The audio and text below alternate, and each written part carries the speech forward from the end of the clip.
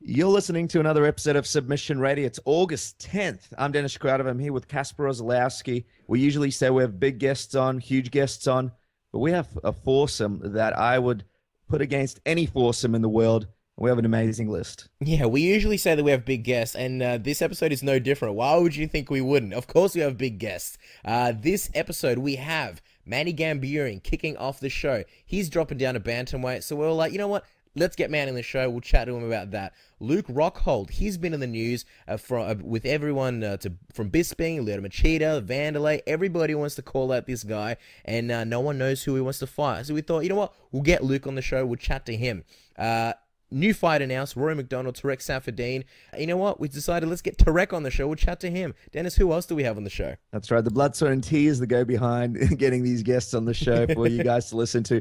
And finally, there hasn't been as big of a controversy in MMA since since Brock Lesnar left the scene. So now the Jon Jones Daniel Cormier stuff, it's blowing up. People want to know what's going on. We've got Mike Winkeljohn, coach extraordinaire, on the show. He's one of our good buds over there in Albuquerque. He'll be telling us what's going down in Jon Jones's camp. How is he getting ready for Daniel Cormier? And also what's going on with Holm, what's going on with our great Australian hope, Kyle Noke. How's he coming along there with his knee injury? And of course, Alistair Overeem is a part of the camp. Let's get the coach's perspective and find out what's it like working with the demolition man himself, Alistair Overeem. So a great lineup there, Cass. And we're going to be answering some fan questions. We've got a lot of questions in regards to Jon Jones and Cormier from the fans. As always, you can send them in to info@submissionradio.com. Send in your fan questions. We always do it every week. It's going to be a weekly segment from now on. So we're going to be doing that. It's absolutely jam-packed. We're not going to waste your time. Like we said, Manny Gamburyan, Luke Rockhold, Coach Wink, Tarec Saffiedine. The order will be Tarec, followed by Luke Rockhold, followed by Manny Gamburyan, and then we've got Coach Wink right at the end to talk all things Jon Jones, Daniel Cormier. As always, guys, check us out on Twitter. Follow us, Submission AUS, and feel free to subscribe to the channel. We've got plenty of things coming up. And also, Metamoris 4, another big one. It just happened today, literally a few hours ago. It's 10th of August here in Australia, 9th of August in America. We're not going to be covering that today. We will be talking about that next week, and we'll be having some big, sexy guests from the BJJ community to talk to us about that. That's right. Me and Cass, we've done a lot of jiu-jitsu in our day, but we're not black belts by any means. Still a couple of white belts here, so we want to get an expert opinion when we discuss what is possibly one of the biggest grappling events that's happened in a long, long time. Also, all the Australian MMA fans, Diego Sanchez will be coming down to Australia, Melbourne and Perth to be exact. Go on www.everythingmma.com.au. Get your tickets now. He's going to be doing some dinners and some seminars and probably running around the city yelling yes. So we're very excited for that as well. But we got our first guest on the line. As Kasper said, his fight has just been announced against Rory Mack. I call him Rory Mack because we're friends. Now, I don't know the guy, so I'll call him Rory McDonald. It's Tarec Saffiedine. He's on the line, and I think we should get to the interview. All right, guys. Our next guest is a former Strike Force champion. He's currently in the UFC welterweight division. They call him the Sponge. He is none other than Tarec Saffiedine. Tarec, welcome to Submission Radio. How are you? I'm doing very well. Thanks for having me, guys. Oh, it's absolutely our pleasure. It's great to have you on. Now, let's get to it, Tarec. You have a big step up in competition in Rory McDonald at UFC Fight Night 54 on October the 4th. I think a lot of people expected Rory to be getting a title shot after his last performance, but instead you guys have a great fight coming up. Did you expect the fight with Rory, and what was your reaction when you heard about it? I wasn't really expecting it to fight him, but at the same time I asked for that fight. People were asking me who I want to fight next, and after I watched him fight Tyron Woodley, I was like, man, I want to fight that guy, and I want to fight the best, and he's one of the best. He's one of the, the guys available right now also, as I'm coming up from an injury. And, it would be, I believe it was an exciting fight to put on. And so I asked for the fight, and he gave it to me. So that's an awesome fight for me.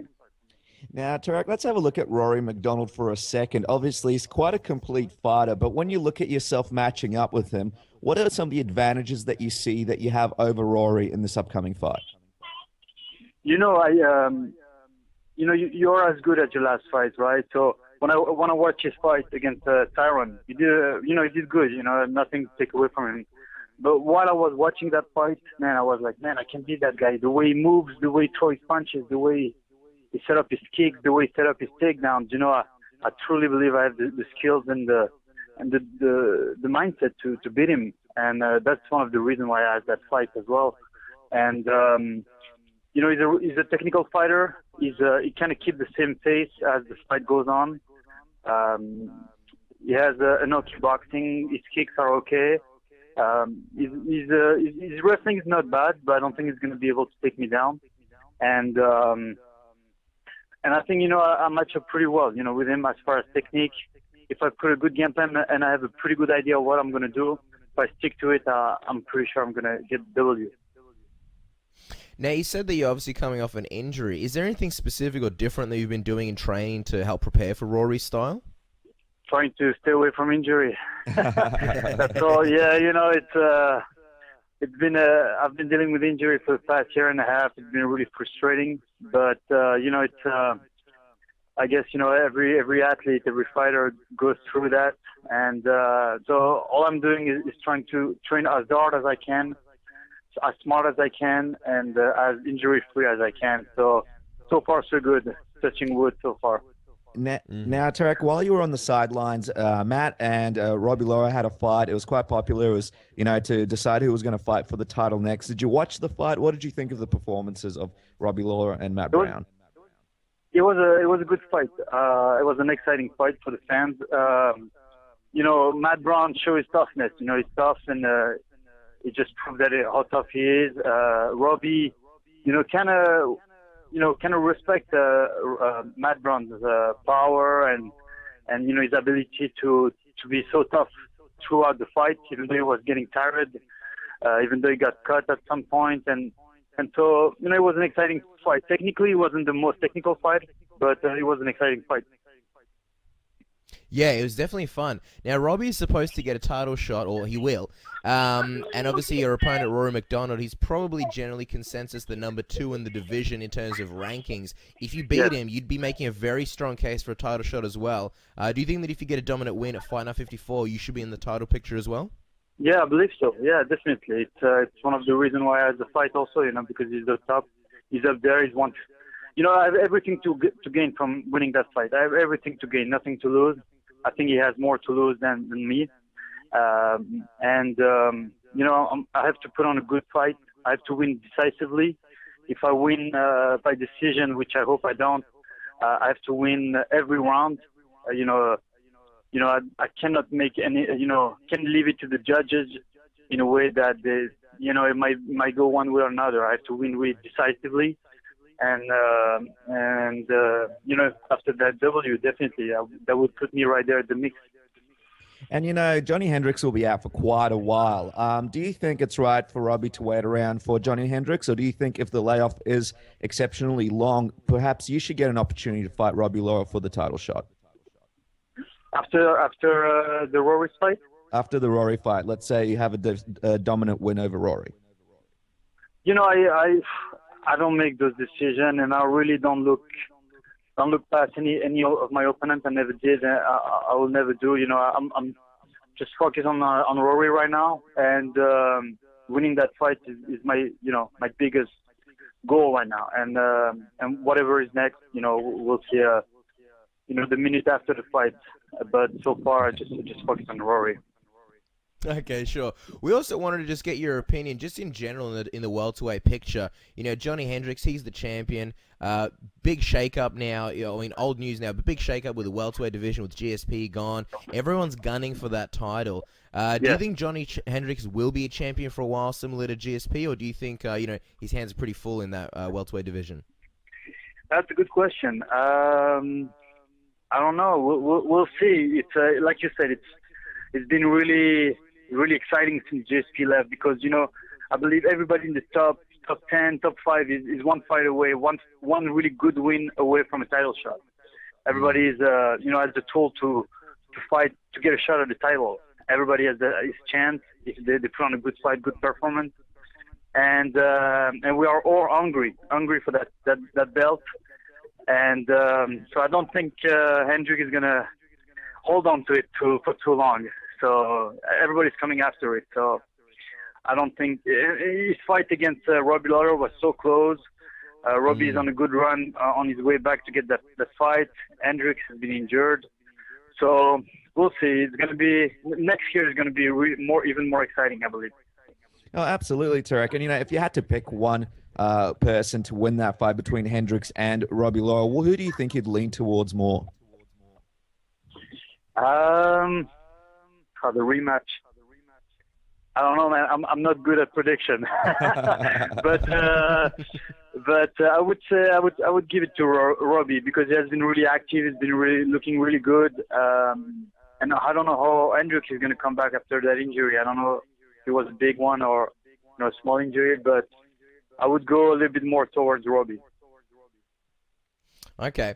Now, obviously, your end goal is to win that UFC title belt and, put it up there with your Strikeforce belt. And we saw a video, and you've got a very nice and sleek cabinet in your house, courtesy of your wife, with the Strikeforce Championship belt and some photos from your fights. The only question is, the cabinet is looking pretty full. Assuming you win that UFC belt, where are you going to put that belt? We can always make some room. There's no problem with that. There's always room, and so I'll find room anywhere. Even if I have to buy another cabinet, no problem. Now, the special thing about you, Tarec, is you fight out of Belgium. It's a country where MMA hasn't exactly blown up as much as Australia or America. Watching a guy like Conor McGregor, do you believe that if you do get into the title picture and you do win the title, it will help the UFC develop further in your home country? Yeah, that would be awesome, and that's definitely one of my goals to bring UFC to Belgium. Yeah, like you said, MMA in Belgium, in the MMA scene, is not as exciting as even in Australia, and so it's coming up. A lot of people getting more and more interested, but definitely, if I fight for the title or if I win that title, it would definitely bring MMA in another dimension if the UFC comes to Belgium, and that's what I'm putting for the next year. Hopefully, maybe next year or the year after. Awesome. And Tarec, there's a few fan questions we want to ask. To tell the fans you're going to be on the show, and they sent in their questions. So we've got a few ready for you if you're ready. Yeah, sure. So just quickly, first question. There was a good one here. Here we go. Spidey wants to know, how is your son's kicking coming along, and have you had to buy a new sofa yet? I'm sorry, say it again? How is your son's kicking coming along, and have you had to buy a new sofa? My son retired a few months ago. He just hangs the gloves, and he's more focused on school right now and being nice with his parents. And yeah, no, he right now so far is the sofa is good also. So. That's good to hear. Now, here's a question from Kurtol. He wants you to know that you've got plenty of fans, and his question is, how much weight do you cut? I don't cut too much weight. I'm not that type of guy who is going to make a big cut. I don't like to do that. I don't think it's about really how big and how strong and how much you cut weight. It's more about how you feel and how skillful you are. A lot of people, they pay a lot of attention about, how strong you are, how much weight you cut, how big you are. But it's not really about that. It's about how you feel, about, how skillful or your mind is. And, cutting weight is something that a lot of people pay a lot of attention to. But I think it's more a negative side of MMA than it's actually a positive side. Okay. And just out of curiosity, before I ask the next question, so how much would you, on a fight night, how much do you weigh roughly? Oh, right now I'm like in kilos or pounds? Oh, in pounds. In pounds, I'm probably around 190, between 190 and 185. And that's now, or is that on fight night? Sorry? Is that now, or is that like when you fight, like on fight night? Oh, on fight night. On fight night, I'm probably around 180, 187, maybe 185, something like that. Not the biggest welterweight. Okay. Fair enough. Last fan question. Big Gulp wants to know, what do you think is stiffer, Rory's fighting style or your leg kicks? For what, sorry? What the question is, what do you think is stiffer, Rory McDonald's fighting style or your leg kicks? My leg kicks, huh? I would say. Yeah. Absolutely. Now, Tarek, we've got a fun little segment here. It's called the Submission Radio Tap Out Round. It's where we shoot some fun questions at you and you answer with the first thing that comes to mind. Are you ready? Yes. Okay. If you had to pick who the greatest of all time in MMA is, who's the first name that comes to your mind? The what? Sorry, oh, man, my connection is no good. That's okay. If you had to pick who the greatest fighter of all time is in MMA in any weight class, what's the first name that comes to your mind? Huh. The greatest of all time. But, man, I don't know. We picked a hard first one. name, but you can say Fedor. It's okay if you say Fedor on this program. Yeah. I would say. I really like Sakuraba. Sakuraba. I think that guy definitely deserves a lot of respect. Now, Tarek, here's an easy one. Other than Belgian waffles, what's another Belgian food that we have to try? Belgian food. You know what? We are really famous for beer and chocolate, but we are really good as well as for ice cream. So a good ice cream would be. If you go to Belgium, try ice cream. They have some pretty good ones as well. Is there beer, ice cream, or anything like that? Combine the two? Yeah, ice cream and waffles. That's a good mix. Yeah. I'm just getting fat listening to this interview. Now, Tarek, if you could rematch Tyron Woodley, how do you think the outcome would be? It would be a different outcome than our first fight. When I fought him, I fought stupid. I didn't fight the way I wanted to. I fell into his game plan, and this won't happen again. And I will have Aaron raised for a rematch. Okay. Now, Tarek, finish this sentence. People don't know that I... People don't know that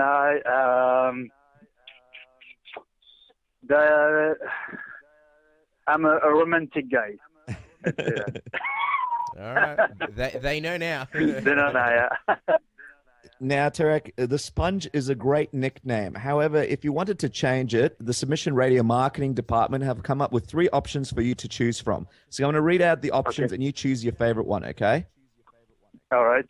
Okay, so the first one is Tarek leg kicking kicker kicks Saffiedine. The second one is Tarek the Count of Monte Fisto Saffiedine. Or the final one is the man formerly known as Sponge, and you would require to come out to Purple Rain for all of your fights if you chose this option. Now, Tarek, which one do you choose? Let's choose the third one then.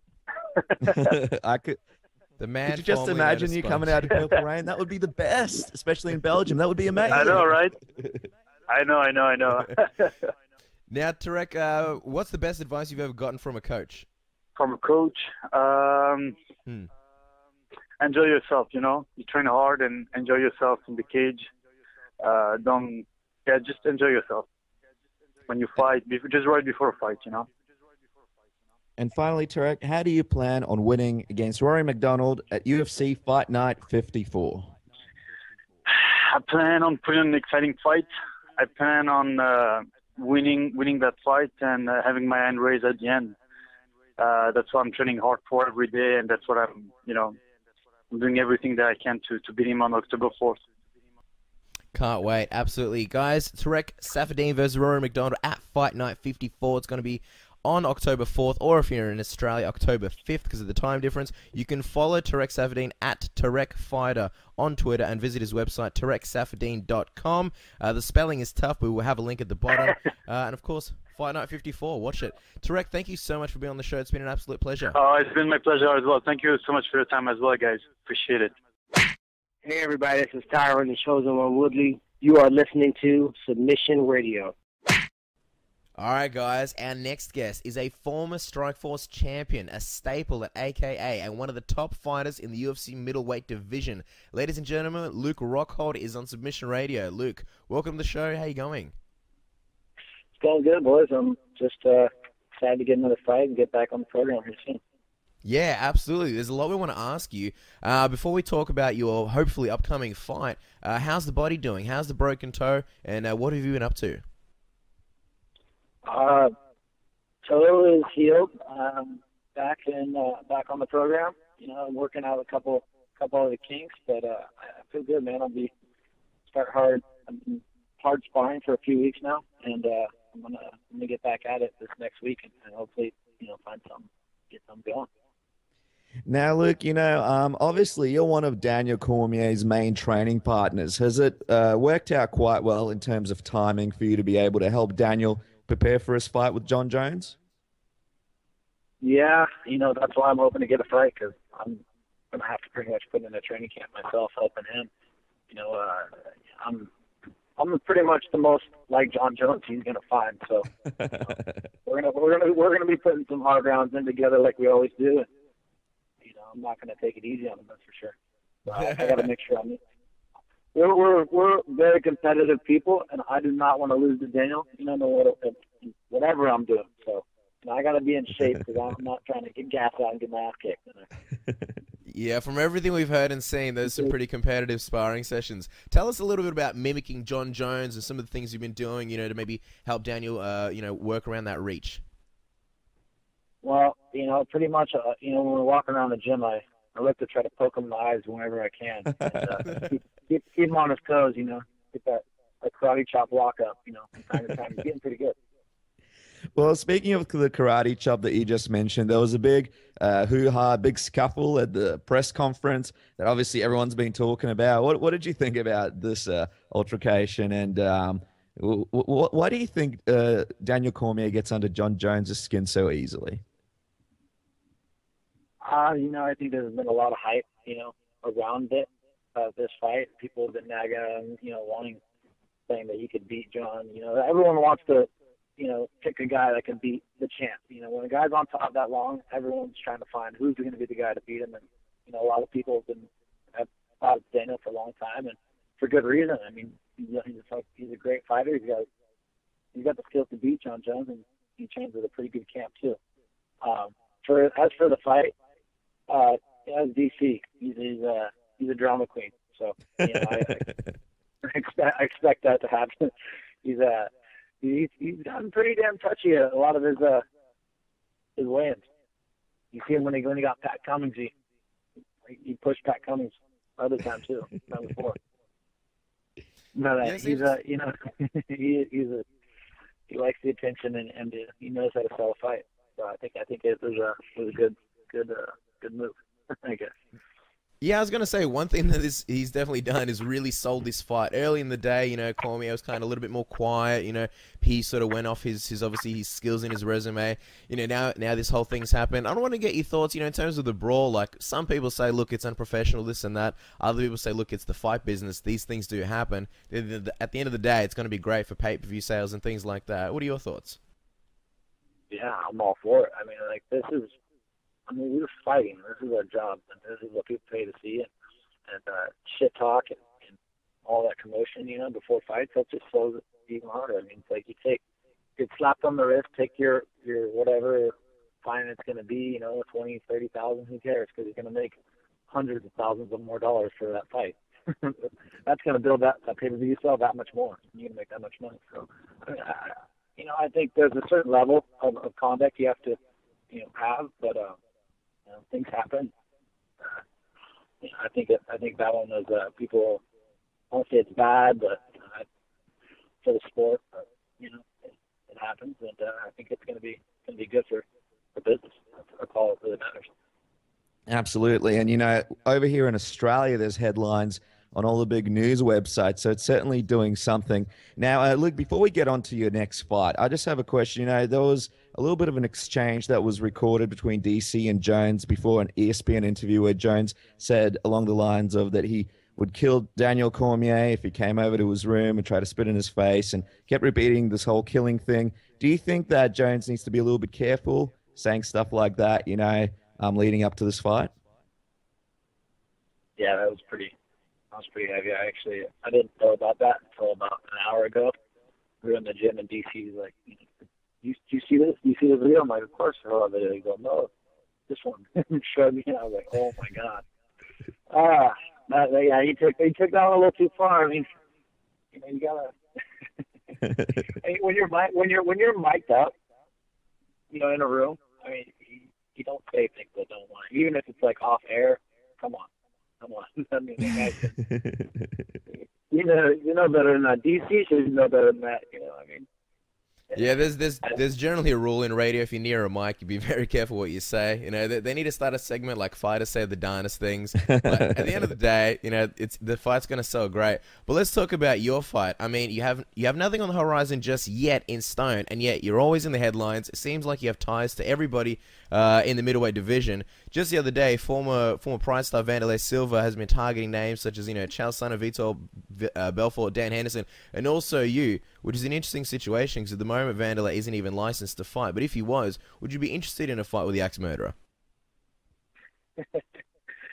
Oh man, that actually, yeah, he did an interview a while back, and I was just laughing at it. I mean, the guy, he basically ran out the back door for the test, and then, he ran out the door. Is now testing himself in Brazil. Says he's clean, and wants to fight me in Brazil. I was like, what? Does it make sense? I don't know, but I respect Vanderlei as a fighter, but man, that's the sport needs to be cleaned up, and I definitely be into a fight with him in the States. Not going back to Brazil. It's just too many shady things going down over there. Well, let's talk about cleaning the sport up. Vitor Belfort was recently licensed to fight Chris Weidman by the commission. There was a little bit of controversy around Belfort about possibly failing tests, about possibly, a lot of controversy around. He did fail a test. That's right. Well, what did you think about that? Controversy. He failed the test. It is what it is. He failed it. That's right. You said it. So, what do you think of the commission licensing Vitor and him getting the next title shot? Do you think that makes sense? Commission can do what they want. It's financially, it's a big sell. So I mean, the UFC is going to make that happen, and I don't know. It seems like the rules are changing. I don't know why, but I'm just, I don't get it. I don't get how you get caught for steroids and get a title shot, get a license, and all that. So whatever. I don't know. He looks tiny now. Have you seen him? Yeah. We saw the video. Yeah, we saw the videos of him running at the camera and things like that. Yeah, I mean, he definitely looks a lot smaller. We kind of thought, he's pretty far from the fight, but yeah, it is definitely interesting. And he says that he's low on testosterone and things like that. He said some other things. He said some things, and he called you a playboy. Said that you're still in shock from the kick. He's in shock. What are your thoughts on those comments, and how much more does it make you want to have that rematch with Vitor Belfort? There's nothing I want more than to fight Vitor Belfort. Vitor can talk all he wants. I mean, he's not even on this planet. The guy just does nothing makes sense that comes out of his mouth, and his whole life is a lie. So I have fun. Yeah, people want to call me a playboy. I like to enjoy myself. I'm young. I'm single. I'm traveling the world and have a good time. But I handle business when it's time. I just I'm not. Yeah, I want to fight Vitor more than anything. And it's a playboy is actually probably one of the best things someone could name you in a trash talk before the fight. I wish people called me playboy, the competitors in radio. But Luke, what do you think? What kind of Vitor do you think we'll see back in the octagon against Chris Weidman? I mean, obviously we saw the pictures. He didn't look the same in the photos as he used to look. Do you think now that TRT is banned, we'll see a different Vitor Belfort in the octagon? Yeah, no, there's no doubt. He's going to be a lot different fighter. Who knows what he's going to be like? But I don't think he's going to have much for Weidman. He's going to be. He looks old. He looks old, and he looks like he's got a chicken neck now. And I don't know. Let's say he's tiny. He looks like, I don't know how he's going to keep the weight on, because I saw him at UFC on Fox. Man, the guy looked tiny. He literally looked like a small welterweight. Well, let's say hypothetically he beats Chris Weidman, gets the title. How sweet would it be for you to get that rematch with him, beat him, and win the belt? Would it be like a dream come true for you? That's a perfect world right there. Yeah, and it would be, yeah, it would be awesome, and we would really sell the fight because there's no one. I mean, there's a couple of people I can talk shit about. I don't really like to talk shit about more, like a lot of people, but there's a few people.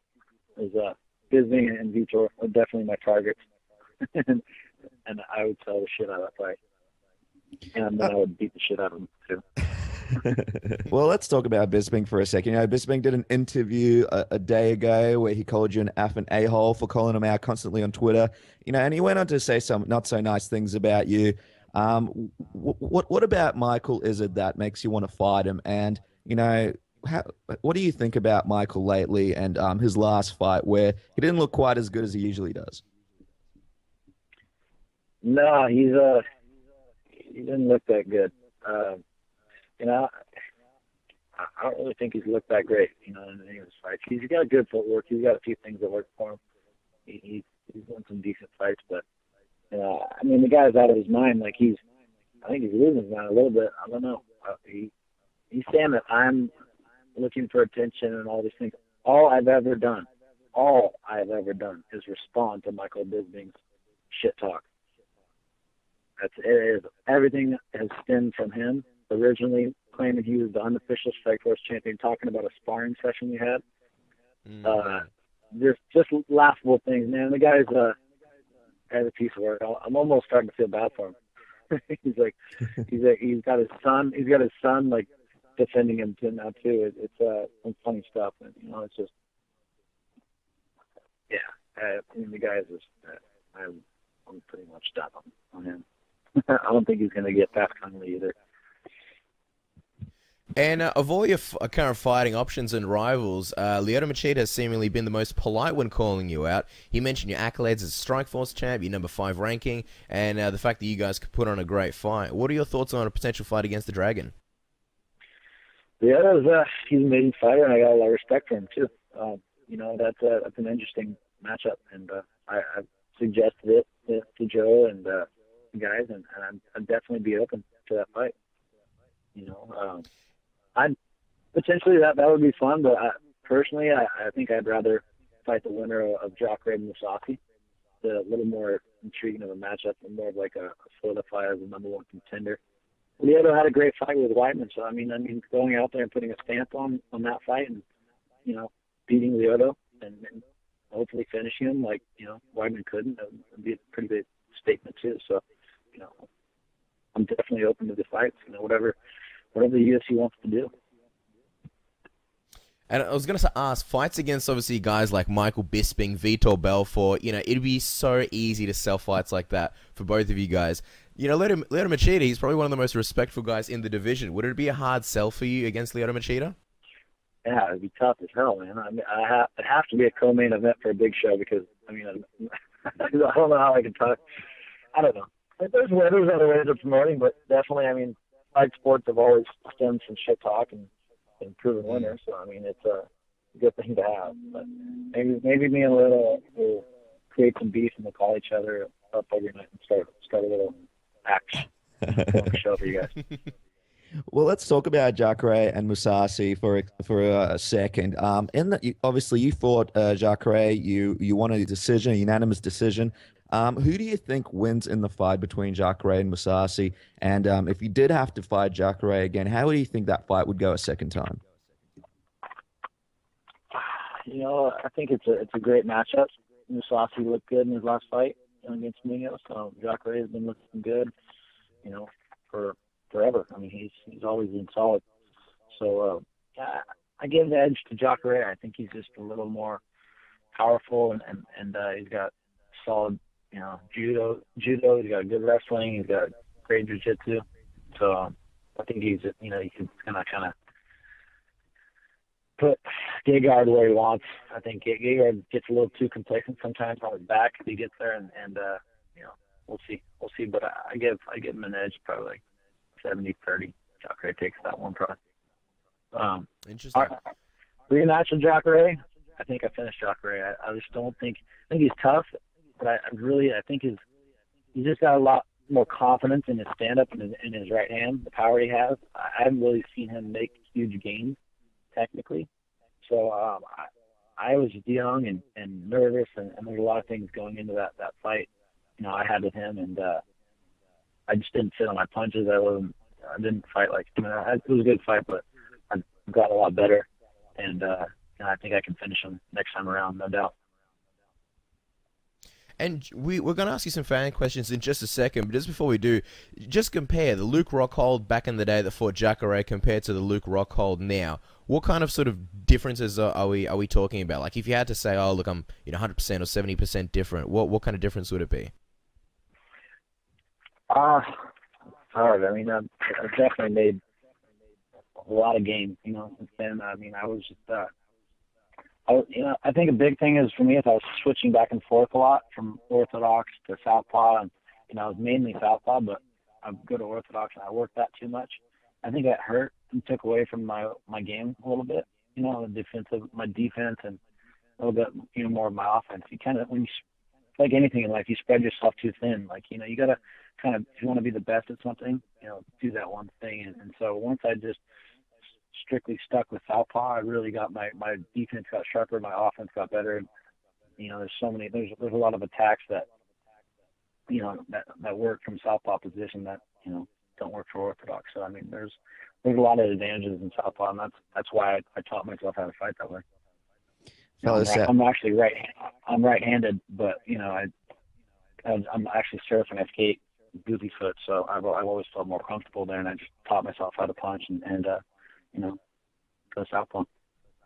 Well, I was going to say a fellow left-hander, but you taught yourself how to do it. That's even more impressive, and that's very interesting analysis there. Now, we have some fan questions for you, Luke. I'm going to kick it off here. Sivo would like to know, what's your weight on fight night? So when you fight, what's your weight on fight night? Believe it or not, I'm one of the lighter guys, in the division when we're actually in there, I'd say. I'm not 200 pounds when I'm walking, 201 maybe. That's exactly what I cut too. The night before the weigh-ins, I cut 7-8 pounds. Drink and eat a little bit, and then cut another 7 in the morning. And then I put it right back on. So 15, 16 pounds off, 15, 16 pounds right back on. That's interesting, especially with the next question, because you do look like one of the bigger guys. And that 209 wants to know, what are the chances we would ever see you at light heavyweight? How would you fare in a new weight class? And hypothetically, how do you see a fight going between yourself and Jon Jones? I definitely be into it. My goals are all set right here at 85 until I accomplish those. I'm not going anywhere. But I definitely, it's a thought, and I know I can compete with the big guys. Maybe once DC, exits his way out of the division, I'll move in, after my boy gets out and does the dude. Jon Jones is an amazing fighter. I had, opportunity to kind of train with him a little bit at our last fight. We had the same locker room and kind of just messed around with each other. And the guy he's so creative and gifted, and he's just, he's talented, he's creative, and he's very gifted. He's got a lot of things, that work for him. But, I feel like I can beat anybody, in the world. And I give myself a chance, definitely a good chance at, like heavyweight against Jon or anybody. But so there's only a couple guys I really wouldn't want to fight. and a couple of them are in my gym. Those are, weight advantages are a bitch sometimes. Kane kind of uses his weight and boys me around, beats crap out of me from time to time. So he's a little big. No matchups with Brock Lesnar anytime soon. Now, Luke, we have what's called the Submission Radio Tap Out Round. It was being rated by GQ magazine as the top 5 sexiest radio segments in the world. It's basically like a word association where we throw a whole bunch of fun questions at you, and you answer with the first thing that comes to mind. So when you're ready, I'll kick off with the first question. All right, let's get cracking. All right. So what's the strangest thing that has happened to you while surfing? strangest thing while surfing. Strangest or the worst? Strange, huh? Well, we're very lenient with you. I was in Brazil and a penguin swam up to me. That was pretty weird. Surfing with penguins in Brazil is kind of different. Wow. That's pretty awesome. I guess something happened with the weather and they somehow got lost and migrated in the warm water for some reason. Yeah.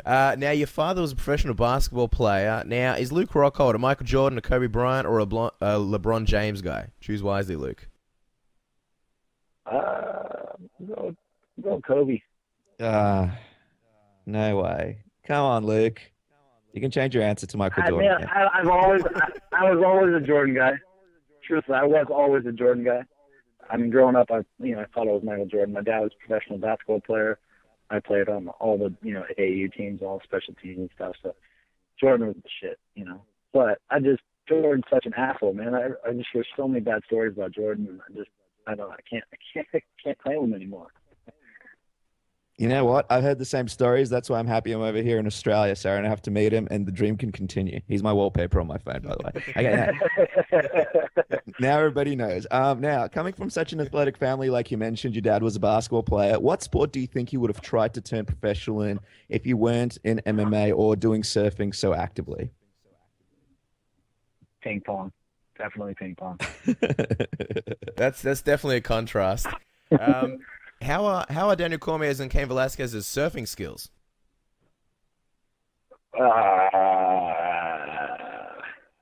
That's about it. I took BC surfing once. I wouldn't even call it surfing. I gave him like an island to surf on. Gave him the biggest stand-up paddleboard you could ever imagine. But he actually was like right after I think like Barnett fight or something, he broke his hand and he actually had like a little cast on his hand. He just broke his hand, and we went out there and managed to get up to his feet for about 2 or 3 seconds.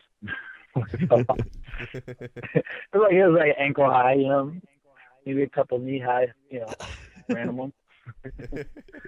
Well, freak set, knee high, freak set, Well, I've got a serious one for you here, Luke. Does Dave Scholler deserve a rematch with Jon Jones? Dave Scholler deserves a rematch? Come on, really? Dave Scholler, he got sent to the undercard, and only the girls on the undercard. we were saying he gets the girls from now on, but then Ronda Rousey would just toss Dave like a little boy. To be fair, she'd pop us like little boys as well, so we can't really. And Mayweather too, apparently. So. Yeah. Now, Luke. Obviously, we'd love to see you down here soon. We've got some beautiful beaches, which I think you'd like. When are we going to be seeing Luke Rockhold come down, visit our beaches, do some surfing, and maybe teach some seminars? That would be awesome, man. I haven't been out there for a long time. We'll see. When's the next UFC out there? Unannounced so far, but we usually get one at least. Apparently one in November. So. That's what the Gossip Girl says, but we'll have to stay on that one. It's pretty good timing, huh? Well, we're going to be pretty much right in summer or just before summer. So, hey, if you're interested, we'd love to have you down for a seminar. Yeah, definitely. I'd be more than interested in going. It's pretty good timing for me. Hopefully I can get a fight right before that so I can come down and enjoy myself, in full Playboy status. Well, guys, you can catch Luke Rockhold on Twitter via @LukeRockhold. We were excited to see what fight gets announced next, Luke. No doubt we'll have you back on the show to discuss your next opponent, and it's been a pleasure having you on the show. Thank you so much, and good luck in preparing Cormier for his big fight with Jones. Thank you much. Tune in. It's going to be a good one. This is Don Fry, and you're listening to Submission Radio.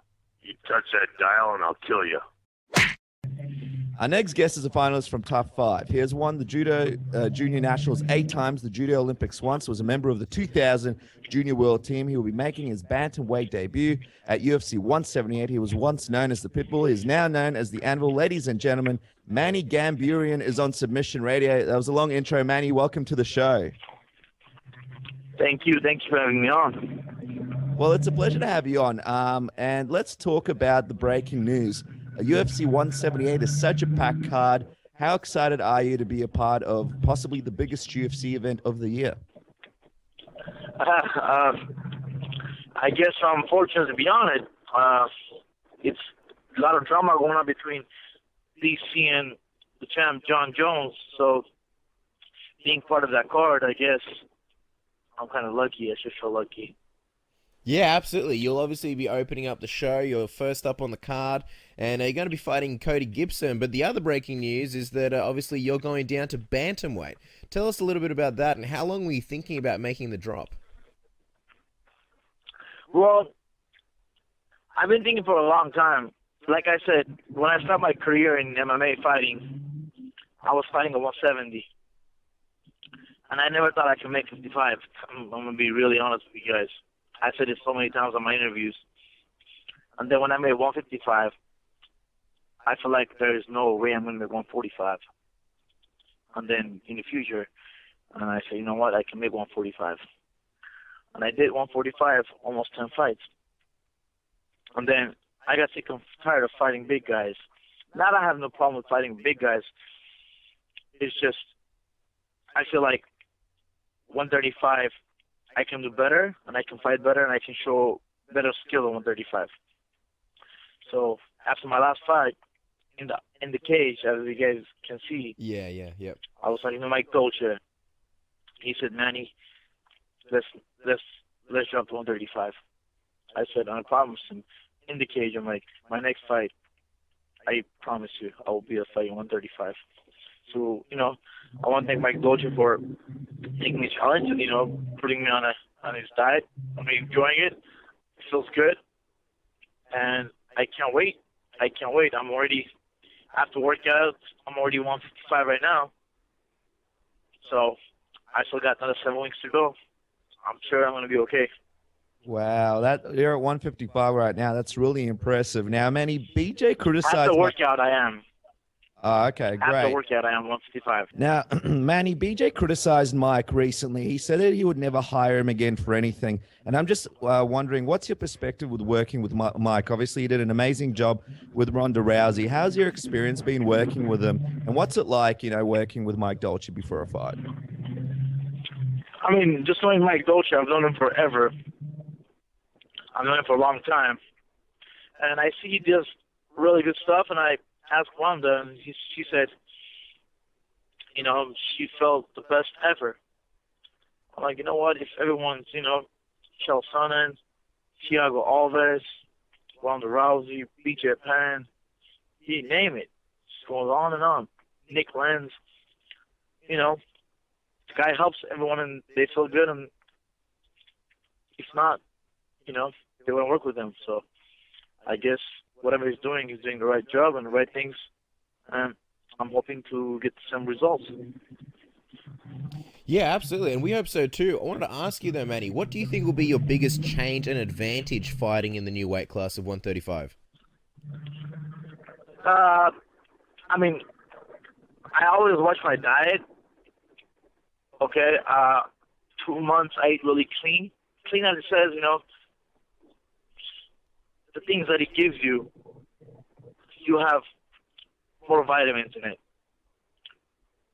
But the things I was eating, like let's say I was eating 2 weeks out, I was eating Korean barbecue. I'm going to be honest. Korean barbecue, it was, plain, flat, and clean, not dirty, nothing fried, nothing oily, nothing bad. But as of now, I was making 145, kind of not struggling, but I wasn't liking it. But I feel like with this diet, whatever he has, his supplements that he's giving me to eat, I feel like I should be 150 a week of, and then I'll be 145 on Wednesday. On Thursday, I should be 140, and I should sleep with 140, and then wake up probably with 138.5 maybe, or 139, even 140, I don't care. Probably cut the 4 pounds in the morning and go to Wayne's.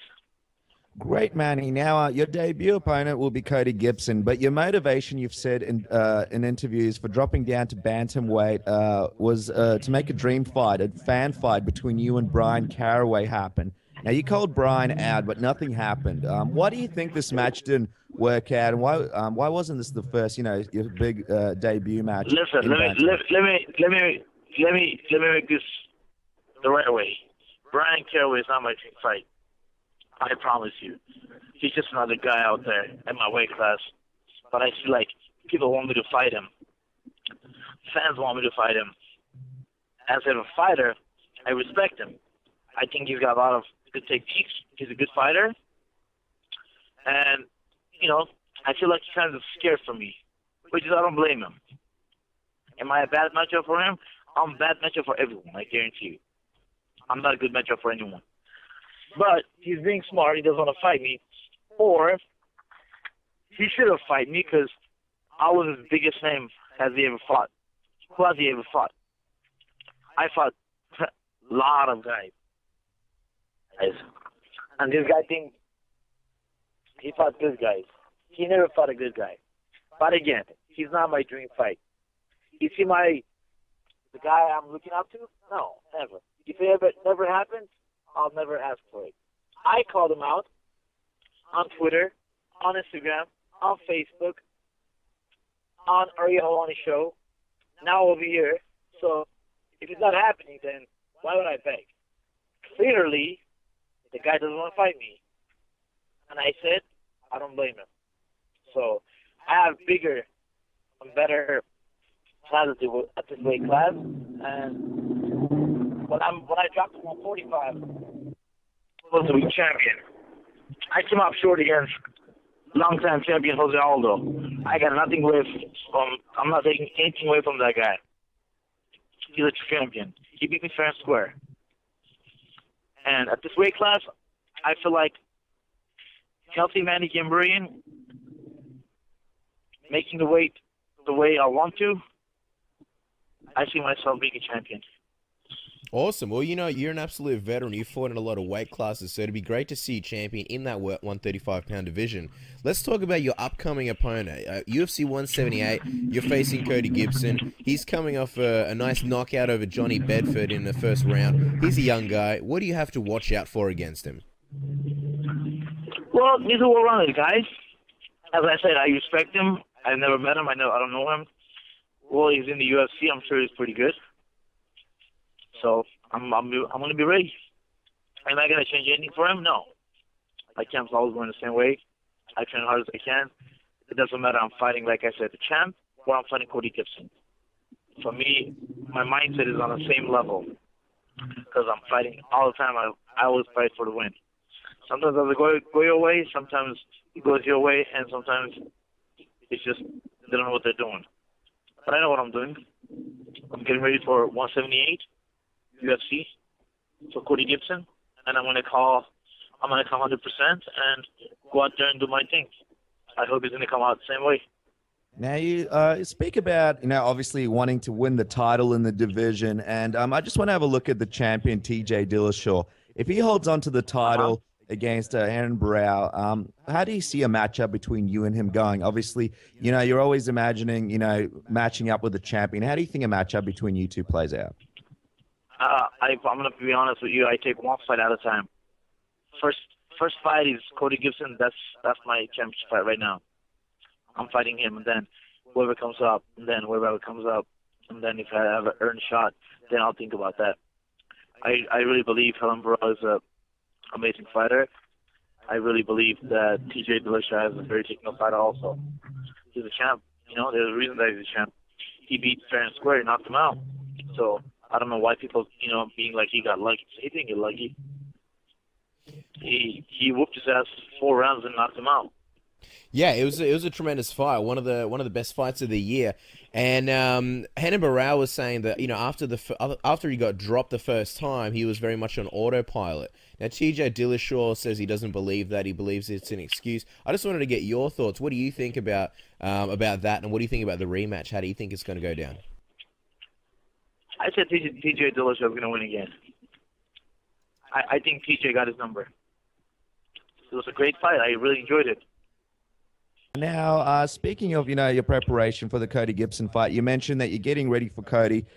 Sometimes things go a certain way, sometimes they don't. Is there anything in particular that you're working on in this camp for your debut in the bantamweight division? Are there any areas in the game that you're focusing on for when we see you at UFC 178?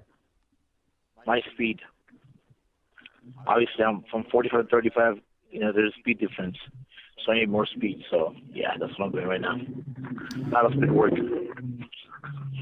And as far as training goes, there was an instance not long ago where your cousin, Karo Parisian, expressed how much he wanted you to come back and train with him at his gym so that you could focus more on your judo and grappling. Where will you be training for this camp? I'm training with the same at my dojo. I don't know what to talk about him, but can we just go on to the next question, please? Okay, yeah, sure.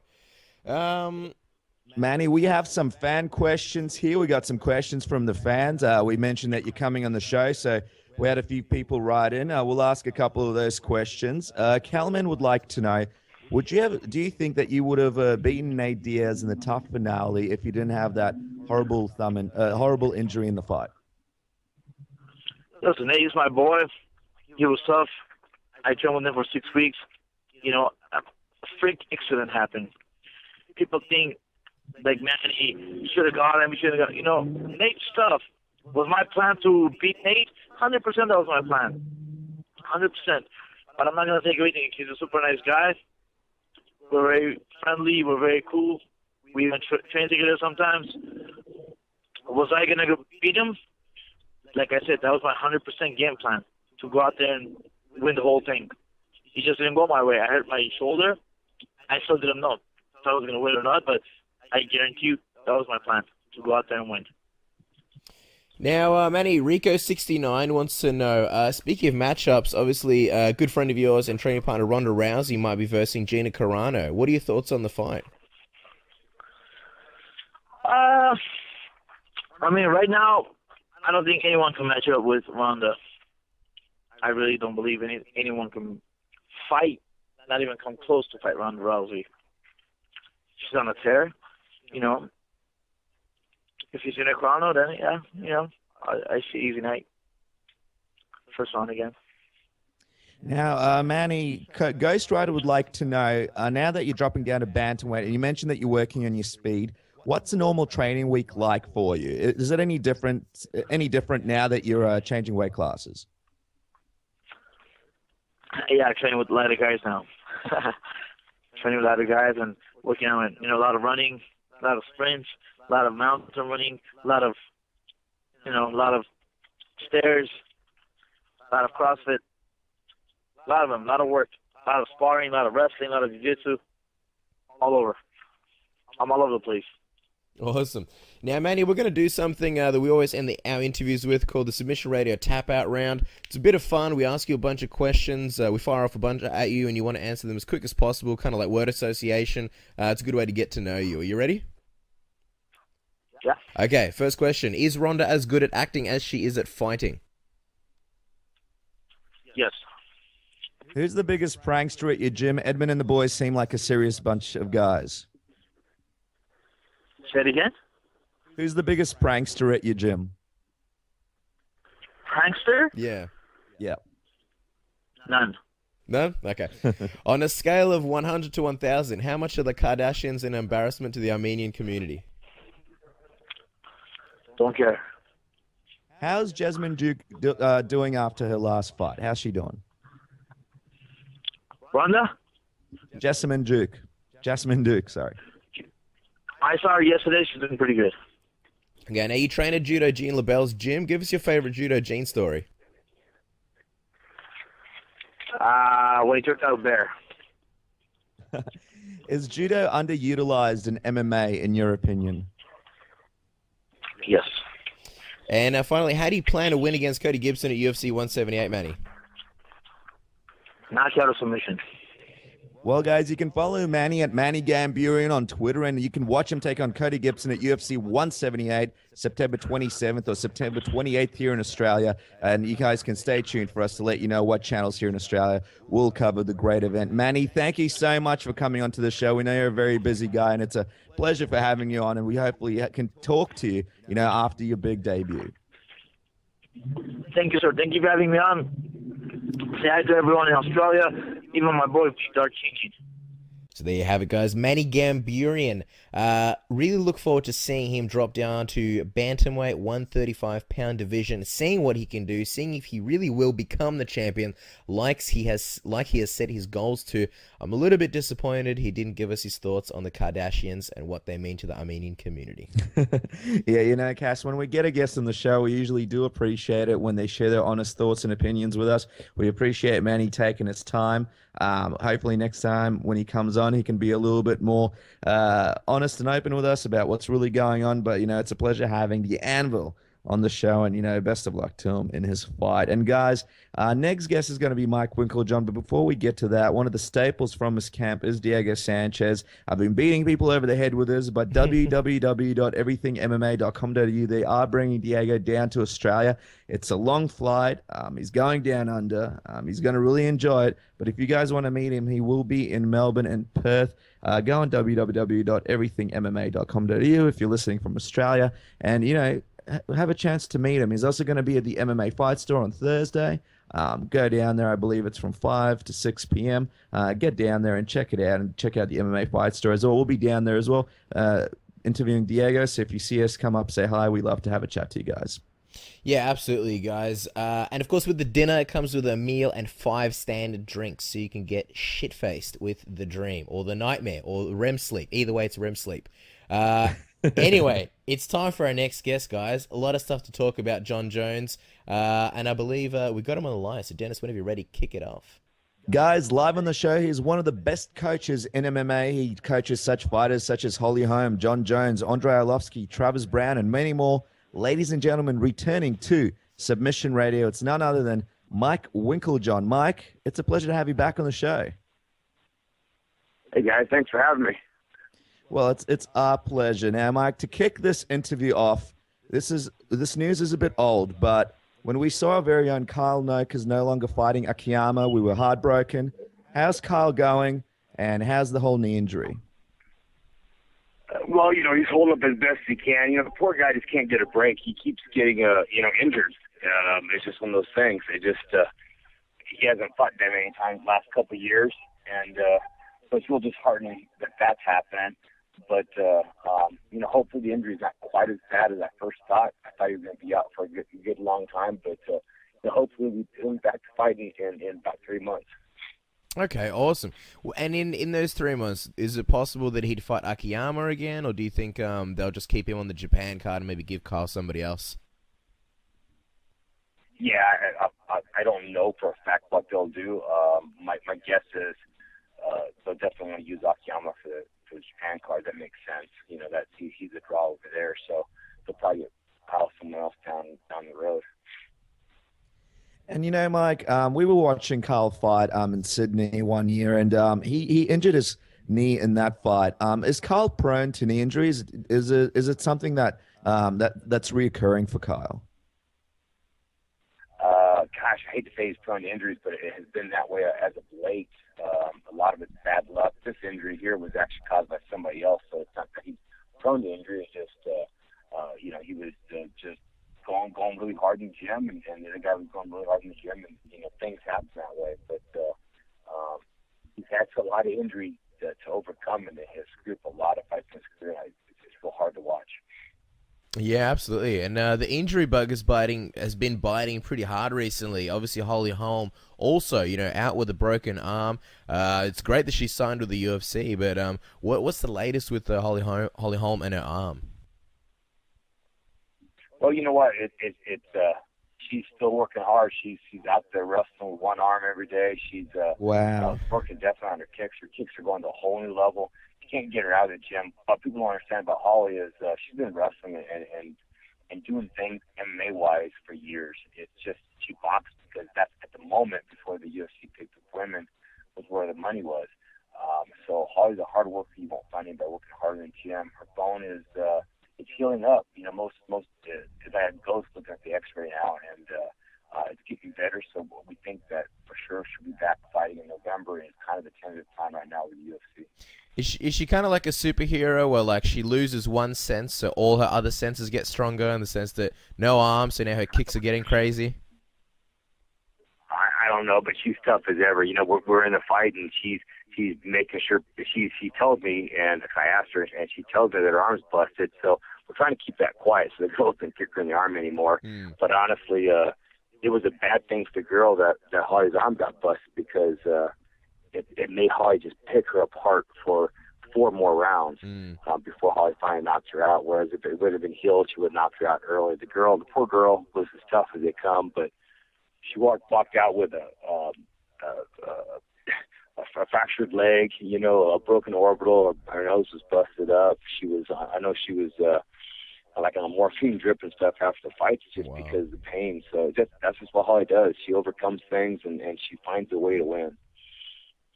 And, you know, I was watching a Holly Holm interview recently, and she was talking about some of the pressure that comes with, you know, having the target on her back. Obviously, all the women in the division are looking to call Holly out. She's a big name. She's someone that everyone wants to match up with.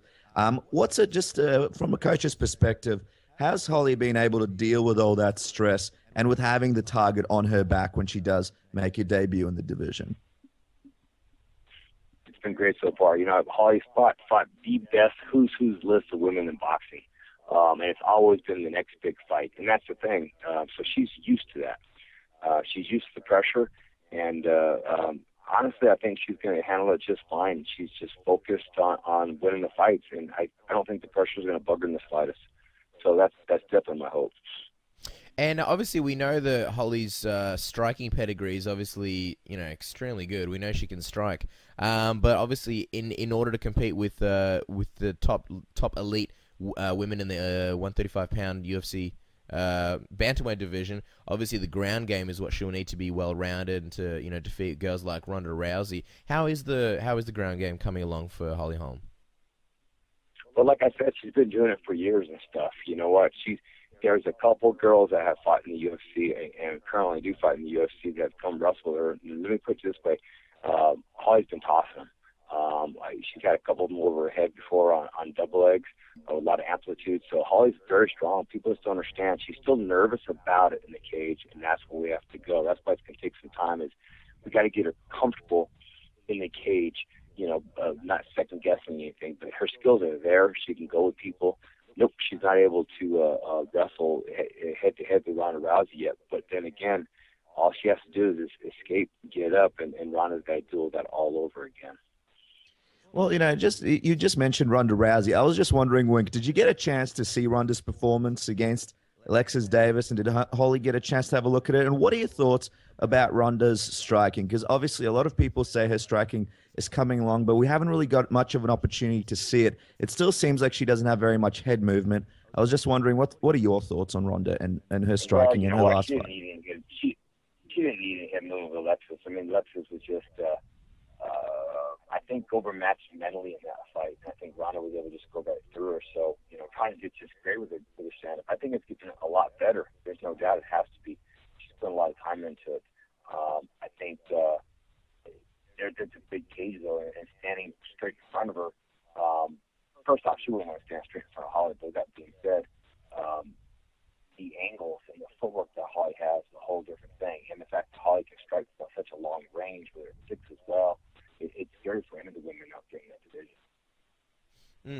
Now, someone else who's really been on a tear I wanted to ask you about, and that's Cowboy Cerrone. He's really put together a fantastic streak that could see him challenging for the title again soon. Tell us about that game plan going to the Jim Miller fight, and what specifically did you want Cowboy to do in there? Basically what he did, you know, and just impose his will and do what he needs to do to win the fight. And that's what Cowboy does. Is honestly, Cowboy is as talented as anybody in the world. It's just a matter of being on that day. And he puts a lot of pressure on himself in many ways. And Cowboy's all about relaxation. If he's relaxed, he can beat anybody in the world. Yeah, I'm gonna ask you a bit about Cowboy in terms of his style, but just as far as the game plan with Jim Miller, was it to attack the body and get Jim thinking about defending the body so that he can go for the head kick? Well, you know what? It was a matter of you know, Miller wants to come in so hard, Cowboy knew he had to stop him. Cowboy loves to go forward, so it was going to be a game on who was going to go forward and run into things. And Cowboy, being that he was longer and able to kick, I think the body kick, of course it played out. Everybody thought that body kick is what did the damage. And once you get in a fight like that, you don't really worry about your head anymore. You just want to get in the body again. And so, game plan or not, the front kick was definitely a big part of what Cowboy had been practicing in the gym quite a bit. And, Cowboy, he is notoriously a slow starter. As a coach, is there anything that can be done to change something like that? Or do you think it's something that's typically, deeply ingrained in someone and difficult to shake? Well, he didn't start slow in this fight. I think he's shaking a lot of those cobwebs out. I think sometimes he's a slow starter because he's been worried about his cut. I think sometimes he's been overthinking fights, but he's on tear lately, and I think he's overcome all those fears, and he's enforced in the division all over again. And I was going to say, last time he came up short with that title shot and that title eliminator. He's come a long way since then. Do you think he's ready for another go around? Oh yeah. I think he knows the mistakes he made, and you know what? Pettis is an incredible fighter. So he ran into some hard body shots there. I taught him a lesson, as you see, he did it back to Miller. You learn sometimes in the cage, and he's a very intelligent kid, and he'll be better next time he fights. Absolutely. And speaking about somebody else who's a great striker in your gym, Alistair Overeem. Now, you and us had a chat about Alistair when he was coming to the gym. He was on our show a couple of weeks back, and he was telling us about how much he's enjoying his time at the Jackson Winkeljohn camp. I'm just wondering, from a coach's perspective, what kind of improvements have you been working on with Alistair for his big fight with Big Ben Rothwell? And also, how has working with Alistair been for you? Well, working with him has been a pleasure, honestly. You hear all those things about him. I second guess them all because of, whether it be, fans don't like him, teammates that are upset about things. You never know until someone comes and gets in front of you. But since he's come, he's gone out of his way to help other people in the gym with their skills, which is huge to me. And he's a charismatic guy. He's fun to be around. He does what he says. I actually love having him on the team. It's been great so far. He's been working with Jon Jones a little bit just as of recent. He seems to make friends with everybody in the gym. He keeps it professional. I don't know if he hangs out with them outside the gym, which I actually like better because they work with each other, they beat each other up, they learn from each other, and they go forward and they become better fighters. And I wanted to ask you, because prior to having him over, we were chatting to you, and you said you were excited to work with him, excited to, I don't think you said, teach him necessarily, strikes or anything like that, but it seemed like you were excited to work with him. Just in terms of obviously striking and things like that, anything specific that you've been working on with him or something to change his game up? Yeah. Being in the right place at the right time. I think Alistair, again, like I think I told you guys before, and I've told people, is the man can hit, the man can kick already, but he's gotten caught, or he's used too much energy in places where he has ran out of gas, or made some simple mistakes strategy-wise, as well as technique-wise, footwork-wise, that I think can take him to a whole new level. In fact, I know it will. And, if his mind's set straight, I think Alistair is going to be on a chair going toward a title pretty soon. Absolutely. And, before he does get an opportunity to go on that tear, he's got Ben Rothwell to fight against. What do you think? The fight is a bit further out, but what do you think is going to be the biggest challenge working with Alistair and getting him ready for the big Ben Rothwell fight? You know what? Just getting him used to our system and making sure our heads are straight. I think what we've been doing technique-wise is right on the money. I think he's been listening to us and telling us what he thinks. But it's just a matter of we have different codes, making sure that different things are in his head so we can have that communication when we're in the cage, and we can be a team out there. That's kind of always a hassle when you don't have a lot of time with somebody, and he's got a long camp, but the first one's always tough. After that, it's always smooth.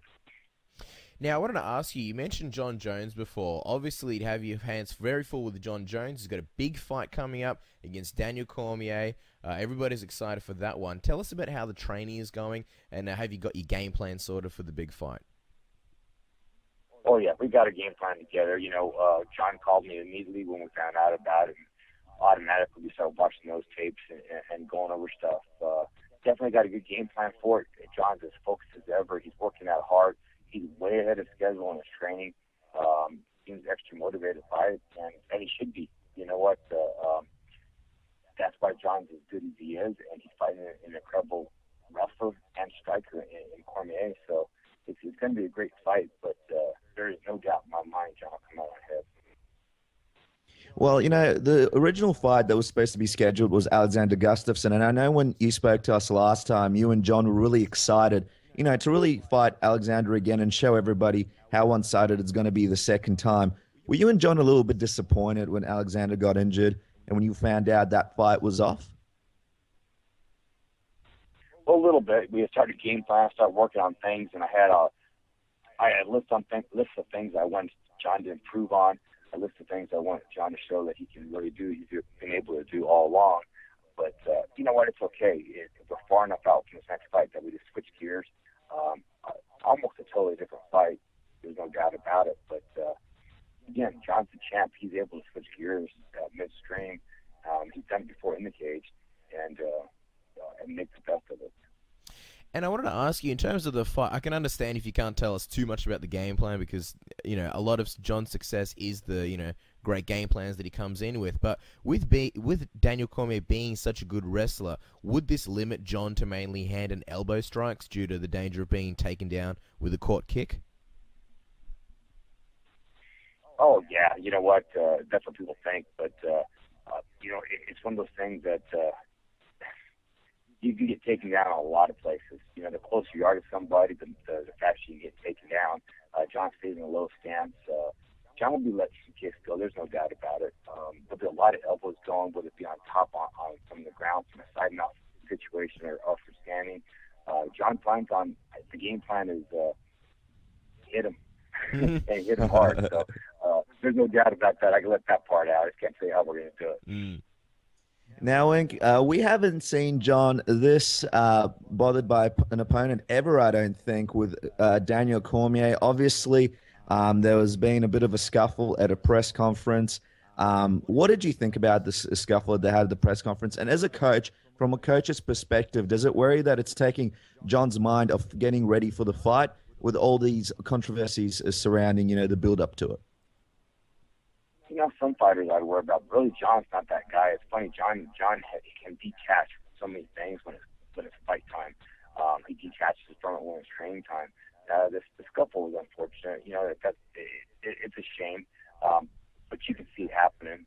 That's what guys do. These guys are fighters. That's what they do. It steps up. You push them, push you back harder. While I'm push you back harder. So that's what they do, and almost to be expected in some ways. Not that surprised by it. It's a shame because some people that don't understand that mentality at the moment. The emotions going on. They've never been in there. Think that these guys are just super violent individuals outside the cage, and they're not. Just they're getting focused on having to fight the cage, and it means so much to them. And their emotions are so running so high that they react that way. Yeah, I actually very much agree with you in that sense. The guys also had an exchange when they were preparing to be on live TV. There was a hot mic, and the two had a great chat, which involved Daniel saying that he would spit in Jones's face, and Jon said that he was literally kill Daniel. Do you think it crossed the line of trash talk, saying that you'd kill your opponent, or do you think perhaps this is just a situation that's just a manifest of a very real rivalry playing out before everyone? Yeah, it's just words. You know what? And maybe you guys haven't, but I know growing up and stuff like that, you're just messing with even my friends. You get mad at them, you say things like that, and you don't mean it. You're not going to really go out and take the guy's head off. So no, I don't think it's that level by any means. I think it's just talk. I think it's what people do when they get pissed off and they get emotional, and they're both professional guys and just emotional about what they do. They both want to win. They're passionate. So you have to, in some ways, love that. And something, Wink, it's interesting because I think we've seen an evolution of Jon. When he first started out in the UFC and when he was first became champion, he wouldn't make eye contact with his opponents during the weigh-ins. He'd be very respectful, and a lot of people kind of took that as a negative. They didn't feel like Jon was being himself. Now it seems like Jon is more relaxed. He feels like he can speak his mind. He feels like, he's the champ, and, he can he can show who he really is. Is that accurate? Has Jon sort of grown into the championship role, and does he feel a lot more comfortable just being himself now? Oh, I think so. I think he's more comfortable with cameras around him. He's more comfortable with a lot of things. At the same time, you know what? The cameras are on you all the time, and I'm nobody, but I don't know how I would react if I was mic'd up 24/7. If people follow me around with cameras and you can't ever say the wrong thing, you're always second guessing what you say. That's a tough world. So that's just so hard to even talk about, to imagine what anybody else would do. I think Jon has handled all of his fame and all the cameras being around him and all the pressure and people, all the negativity, along with all the positivity, very well for a guy of his age. And most kids his age that become superstars, they're real close to falling off the cliff sometimes. It's very true. And now, Mike, we wanted to ask you a few questions. We've got some fan questions. We always love having you on the show. We told everybody that you were coming on, and they sent their questions in. So just a few of these fan questions are, Dartfield wanted to know, what would you think would be good opponents for Clay Guida and Travis Browne next? Oh, shoot. Good opponent for Clay Guida. I don't know. I have to think about that. You know what? Just I want to get Clay back. Get him back into the grind a little bit. He was out of place in that fight. I don't know who the opponent would be right there. Travis Browne, honestly, I think they're going to want to give him.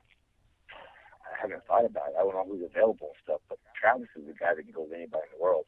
He's capable of so much when he's on. He just busted his hand the last fight. I can't even think off the top of my head who'd be available for those fights. All I really do is watch the fights that we currently have. Now, Emelianenko fan number 1 would like to know, Mike. He asks if you've seen a martial art called KFM, KC Fighting Method, or Panatuka. Sorry, I'm gonna butcher this up. Panantukan. It's a fighting style that uses elbows heavily and one that could help Jones fight on the inside. And he's just wondering if you've seen that martial art and if you use any elements from that martial art for Jones getting ready for this one. No, I have not, and no, I do not. But I think everybody saw the blowover. John's doing pretty well at fighting inside right now. You know what? He's doing really well. He gets wrist control, and his arms come through the elbows. It's a scary world. So we're always looking to improve, and we have been working on improving, and his elbows have even gotten better. Wow. That's our inside fighting game. It's those knees and elbows, the slicing and dicing. There's no need to swing with Cormier in mid-range. Absolutely, and that's the style that Batman uses in the movies. Just FYI, Mike. Oh, well, there you go. I'm not cool enough to know about Batman enough. That's all right. We'll send you links. It's pretty cool stuff. Now, Fight for Ippon wants to know, who is your favorite MMA striker of all time that you haven't coached? That I haven't coached? Pettis. I like that kid. Incredible dexterity, power, agility. There's no doubt about it. That's why he's the champ. Jammin Joe 33 would like to know, how's Andrei Arlovsky going? Obviously, he had a difficult performance in his UFC debut. He's got a big fight coming up against Bigfoot. How's he doing in the preparation for that one? Doing great. You know what? He came back and he said he shut down that fight as soon as he walked in the cage, and very hard to explain to people that haven't been in big fights, but that happens to almost all fighters sometimes. You get in there and go, what's my name? I don't know. They can't answer any questions. They're so focused, and it all sets in the moment. And he wasn't himself at all. We won the fight, and that's good.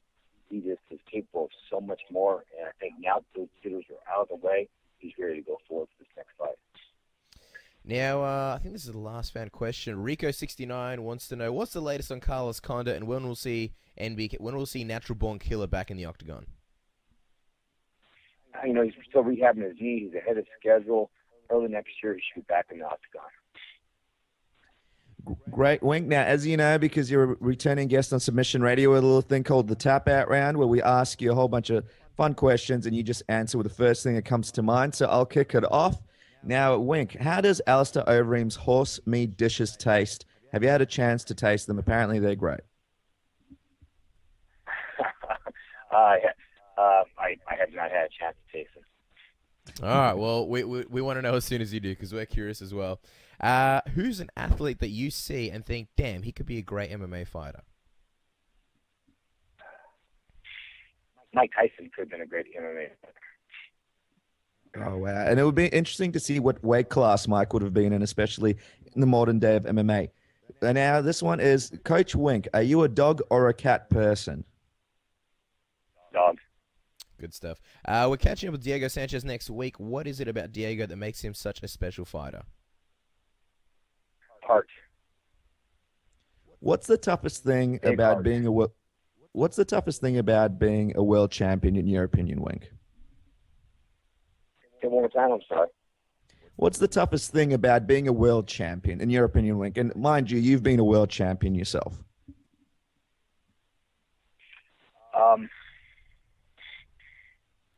Things aren't all that different. Okay. Will you be teaching Dave Scholler some basic self-defense for future press conferences? We might send him some books. Do you think that MMA fighters are should be earning more money, especially with the big MMA boom of recent? Yes. Favorite Aussie fighter who's not from Winkeljohn's can include boxing. Can include boxing. It can. It can be any Aussie fighter, basically. That's not training Winkeljohn's. That's not training with us. Who doesn't train with us right now?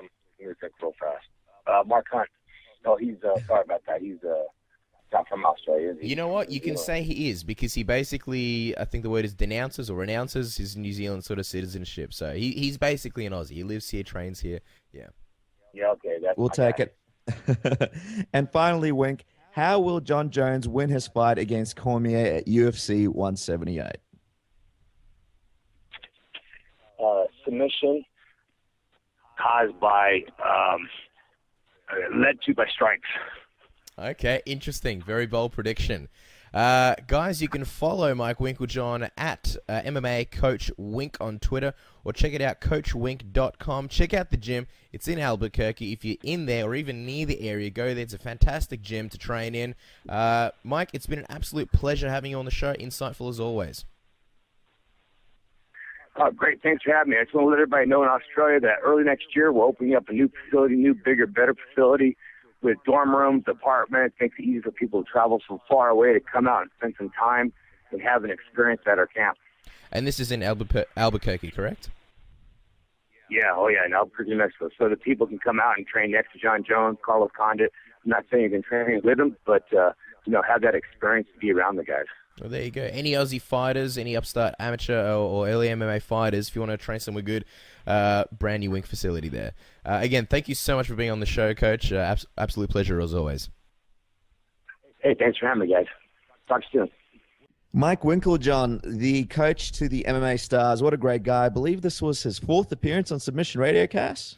3rd or 4th. I get confused. We've had him on so many times now, and every time he's on, he's so insightful, a really eloquent guy. I like the way he answers, quick answers, a lot of information, and there's so much to talk to him about.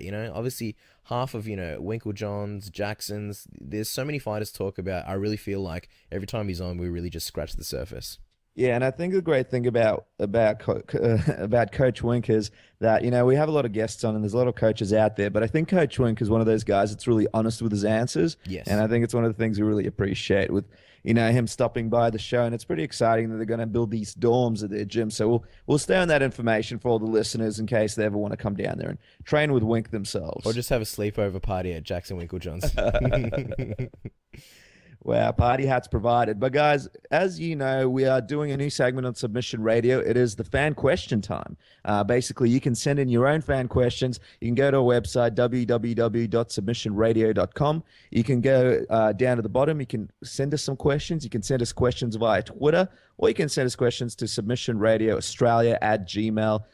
com. So, Casper, a lot of options there, isn't there? Plenty of options. Plenty. You have no excuses. Twitter, of course, is twitter.com/submission Oz submission AUS. So always hit us up with questions. There's a lot to talk about, and we got a lot of questions in this week, pretty much all surrounding the same topic. So it wasn't really too hard to choose what we're going to talk about and what questions we're going to answer.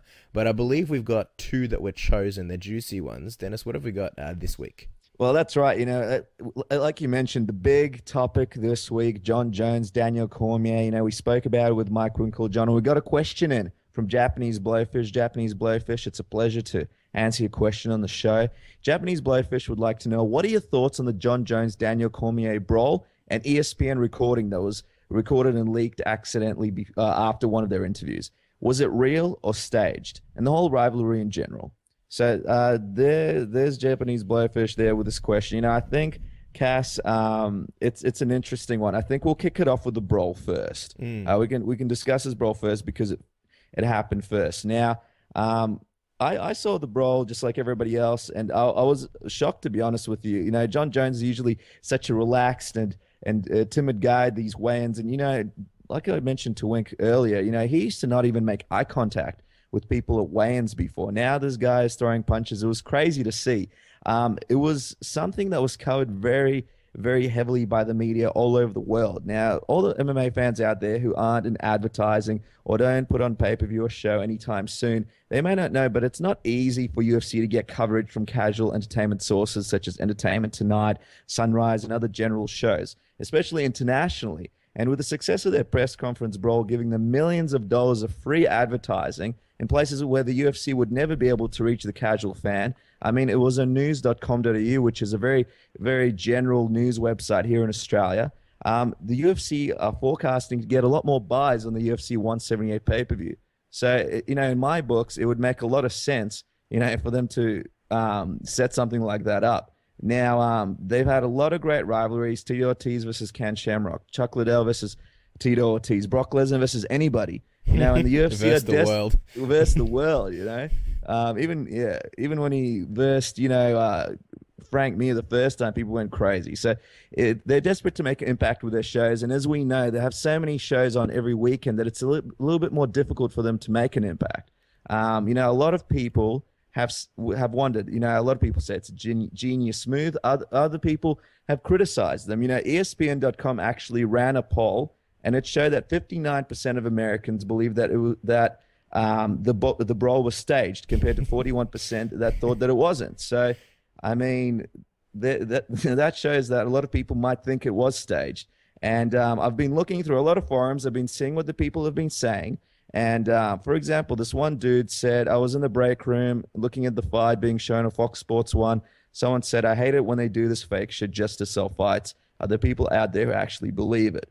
Then, you know, other people pointed to the fact that Chael Sonnen, recently when he retired, he thanked Anderson Silva for helping to promote their fights. Some people saw that, you know, as Chael admitting that perhaps their feud wasn't as brutal as, you know, as people thought. And of course, there was Joe Rogan from, you know, obviously the UFC commentator on the Joe Rogan Experience. Well, he thought that this is what he said, and I quote, "This can't happen. Can't do that. This is real bad for the sport, real bad for public perception. It's a weapon to be used against MMA. It's unfortunate." So there were a few sides to this one, Cass. My personal opinion on it is, you know, I don't think it was staged. I had a real close look at Daniel Cormier, and, you know, we had a chat with Luke Rockhold on this episode, and Daniel does have the tendency to push and shove at weigh-ins when he's pretty passionate. I think he might have just tipped up Jones. I think he got into Jones's head. I haven't seen Jones this pissed off ever before a fight. And I think, you know, Daniel Cormier might have Jones's number when it comes to really distracting him mentally from the preparation of this fight. What do you think, Cass? Yeah, you know, you covered a lot of good points, and I like that you sort of brought a logical look at the situation as far as pay-per-view buys and possible reasons why the UFC, you know, hypothetically would stage this. Now, as far as what I think, no, I don't think it's staged. I absolutely don't think it's staged. I know a lot of people, they kind of want to be the guy to say, hey, you know, this is staged and I'm smarter than everyone else because I didn't fall for the trap. So in regards to this brawl, I'm not so much looking at Jon Jones and Daniel Cormier per se, because they're not really going to tell you much in terms of their facial reactions, the way they went about it. And I will tell you this about Jon Jones and Daniel Cormier. Both of these guys, they're many things, but they're not good actors at all. Jon Jones can't act, and neither can Daniel Cormier. Daniel Cormier's trash talk is similar to Rashad's in the sense that it seems very put on. As far as the actual pushing segment goes, take a look at the surroundings. If this was something that was done in like a room with cameras and no public or just UFC personnel, fair enough. I could understand why people would think that it's staged. This was in the lobby of the MGM Grand, I believe. There was public people there. There was tons of public. The whole set went down. The chances for a lawsuit or any fans of the public getting hurt was massive. There's no way Dana White or the UFC would risk certain things like that. Even if this brawl was, for example, something where it didn't escalate to any more than a meter in radius on the stage, even then I could understand, well, that was pretty contained. If it was a real fight, it wouldn't be so controlled. This wasn't controlled at all. The stage fell over. Dave Scholler got pushed. There was a shoe thrown.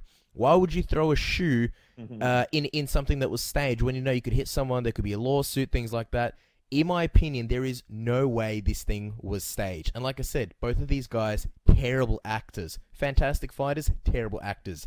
I just don't think there's any way that this was staged. As far as the actual brawl goes itself, I can understand that it was a heated moment. One thing that I find interesting was that Jon Jones says that Daniel Cormier karate chopped him. Unless it was the angle that we were looking at it from, I didn't see any kind of karate chop. I saw a push. It looked like both guys went head-to-head. I understand what Daniel Cormier is saying with Jones looking down. At the same time, it's really splitting hairs. It was an emotional situation. It was basically, both guys were ready to explode. And I think it's very real, this rivalry, because in the past, Jon Jones has been so supremely confident in regards to beating his opponents. I think, with Rampage, with Glover Teixeira, even Alexander Gustafsson, Jon Jones didn't really feel like they posed a threat with Daniel Cormier. I think that Daniel is in his head, and that's why he's looking at him face-to-face, because that, in a way, is a sign of respect. When Jon Jones wouldn't look at his opponents, to a degree, that was a sign of disrespect. It was like, you're not good enough for me to look at you. But with Daniel Cormier, he's sparking a lot of emotions in Jon Jones, and it's a very real rivalry. So, no, I don't think this is fake at all. It's fantastic for the business in terms of pay-per-view sales. May take a few hits in the media. But at the end of the day, this is a fighting sport. These things happen, I'm surprised it doesn't happen more often. And News.com, they're full of shit anyway. They have nothing but bad things to say about MMA, so who cares what News.com say? But yeah, real or fake? No, it's definitely real. That's my opinion. Some great perspectives there, Cass. Now, the other side of the coin, it was the conversation that Jon Jones and Daniel Cormier had post interview with ESPN. It was recorded. I think the Blowfish. Let me get the exact name. Japanese Blowfish. What Japanese Blowfish would like to know: was it leaked by UFC itself for promotional purposes? Or did the video just come out and, like UFC are trying to block it off the internet? Was it a freak accident that it got out there? So before we have a chat about it, I just have a couple of points. I read it, Jeremy Botter's great article from Bleacher Report, and I took a few points out of it that I think he had some great points. Number one, during the media hits such as this one, the UFC will handle all filming and simply provide a live satellite feed to the outlet in question. I believe that is very true. Number two, Jones and Cormier were under the impression that interview with ESPN's Todd Grisham, who was also previously in the WWE as a commentator, was over and that the cameras were off. Number three, the interview was over. The cameras were still running. Number four, the UFC is... Well, in the UFC's defense, the UFC is making attempts to make it look like they don't want us seeing the clip. Apparently, they're filing copyright claims left, right, and center on YouTube. So they're trying to stop the clip from circulating. However, YouTube and the UFC, they block pretty much anything UFC related on YouTube. Next point is the fighters were already off satellite with ESPN. So the leak didn't come from the ESPN campus in Bristol, Connecticut. They were not yet on air with Jeff Wagner from Sports Illustrated, who filmed a segment with both fighters after the ESPN segment with Grisham concluded. So this only leaves one option in Botter's article, and I think I do agree with this a little bit, that a UFC employee leaked the video. I mean, through his conclusions, there was no other way the video could be leaked. Now, Cass, what do you think about these allegations? Yeah, I'm pretty sure I read the same article, and that's pretty much what I think as well. I mean, it's really simple. What you saw in this, allegedly, leaked video, it didn't come from ESPN, as in it's not something that was broadcast. So, the only how else are they going to get it? Well, someone obviously leaked it. And because the UFC controls what actually comes out, the UFC would have been the ones to leak it. And you know what? Kudos for them. Whatever. I think it's fine. The other thing is, it was edited. If you notice when Daniel Cormier is saying, you fuck, and then it cuts out, there was other things in there. There was other things such as, Jon Jones talking about how he's sitting on $10 million. Just a bunch of things as well. Now, I understand if the UFC don't want people to know how much Jon Jones makes. They only want to let people see what's in the actual rivalry, so they keep the banter between Jon Jones and Daniel Cormier. But I do believe that the UFC absolutely leaked it, and now anyone who's posting it up on YouTube, the UFC are trying to take it down as a way to pretend like, it wasn't leaked by them. So I think in that sense, the UFC are the ones who leaked it. I still believe, though, that Jon Jones was under the impression that the cameras were off and there wasn't a hot mic. Like I said, Jon Jones is a really shit actor. And when you see his face, when he's told that, that they are actually on air, or they're still being recorded, and Daniel Cormier's, the reactions seem very, very genuine. So I think that's another thing that was real. As far as Jones's comments, I really don't think they're that bad. I mean, saying that he's literally going to kill someone, it's a bit different to what Frank Mir said to Brock Lesnar when he said, "I want you to be the first death in the octagon." Or MMA-related death in the octagon. I think that's a little bit different, but to say that he will literally kill Daniel Cormier, it's not like he said, "I'm going to kill you in the UFC or on 178. He said, basically on the lines of, if you come into the room and try and spit on my face, I would kill you for doing something stupid like that, which I really can understand. Who here listening, if someone said to you, "I'm going to spit in your face," who here would take that like, "Oh, well, yeah, I'm just going to hit you or do nothing or whatever." Of course, you'd say something to that extent. You'd probably say things a lot worse. You'd probably say things that would be far more beeped. So I really don't have a problem with Jon Jones said in that sense. Jon Jones' on-screen personality, a little bit of a different story. But yeah, no, the video, I'd say 100% leaked by UFC, in my opinion. I absolutely agree with you. And I think just going to the other part of the Japanese blowfish's question, whether it's bad for the sport, you mentioned that you don't think it's that bad. I'm just going to read out transcript-wise exactly what Jon said from that point on where he mentioned the killing. So this was after Cormier mentioned that he would spit in Jones's face and go over to the next room. Jones goes on to say, "No, I would literally kill you if you spit in my face." Cormier goes, "Yeah, let's try that, Jon." Jones goes, "Literally kill you." Cormier goes, "Let's try that, Jon." Jones goes, "I'm not saying I would fight you. I said I would kill you if you did some shit like that." Cormier with a hilarious comeback. "So, Jon, do you think I'm just going to sit there and let you kill me, Jon? I mean, really." So one of the things about the video that really gets to me is Jon actually looks around the room before he continues with the conversation and brings in the whole killing factor. I believe he was looking around for his PR guy to make sure that the PR man wasn't standing directly next to him, because this was something that I think Jones's PR team does not want coming out, obviously affecting his sponsorships and, his brand value out in the sport. But in terms of whether it damages the sport, for me, I think it could be used negatively by politicians in areas where the sport's going to become legal. It's very difficult to keep the sport legal. And what these politicians do, they basically just go with the public opinion that they think is safest for them in order to be elected in office. And I think this going out there and opposition coming up to them and saying, "Are you going to allow a sport where somebody's threatening to kill someone?" just doesn't really help the sport. So I think it is a bit of a two-sided coin.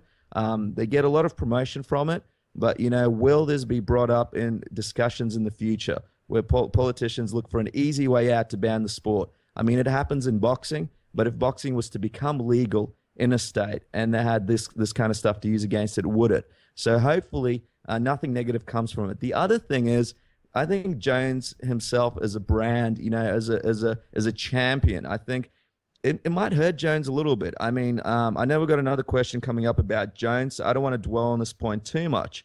But it was a little bit awkward seeing Jones say that. Like you said, he's a bit of a bad actor, but the way he said that with that straight face, that kind of steely look in his eye, kind of looked a little bit like a serial killer. He looked serious, and I just thought it was a little bit of an awkward moment for the champ. I mean, a lot of people look up to the champ. You're a figure in the sport, and there's nothing wrong with being a bad guy. Mike Tyson, he said a lot of comments, including eating somebody's children.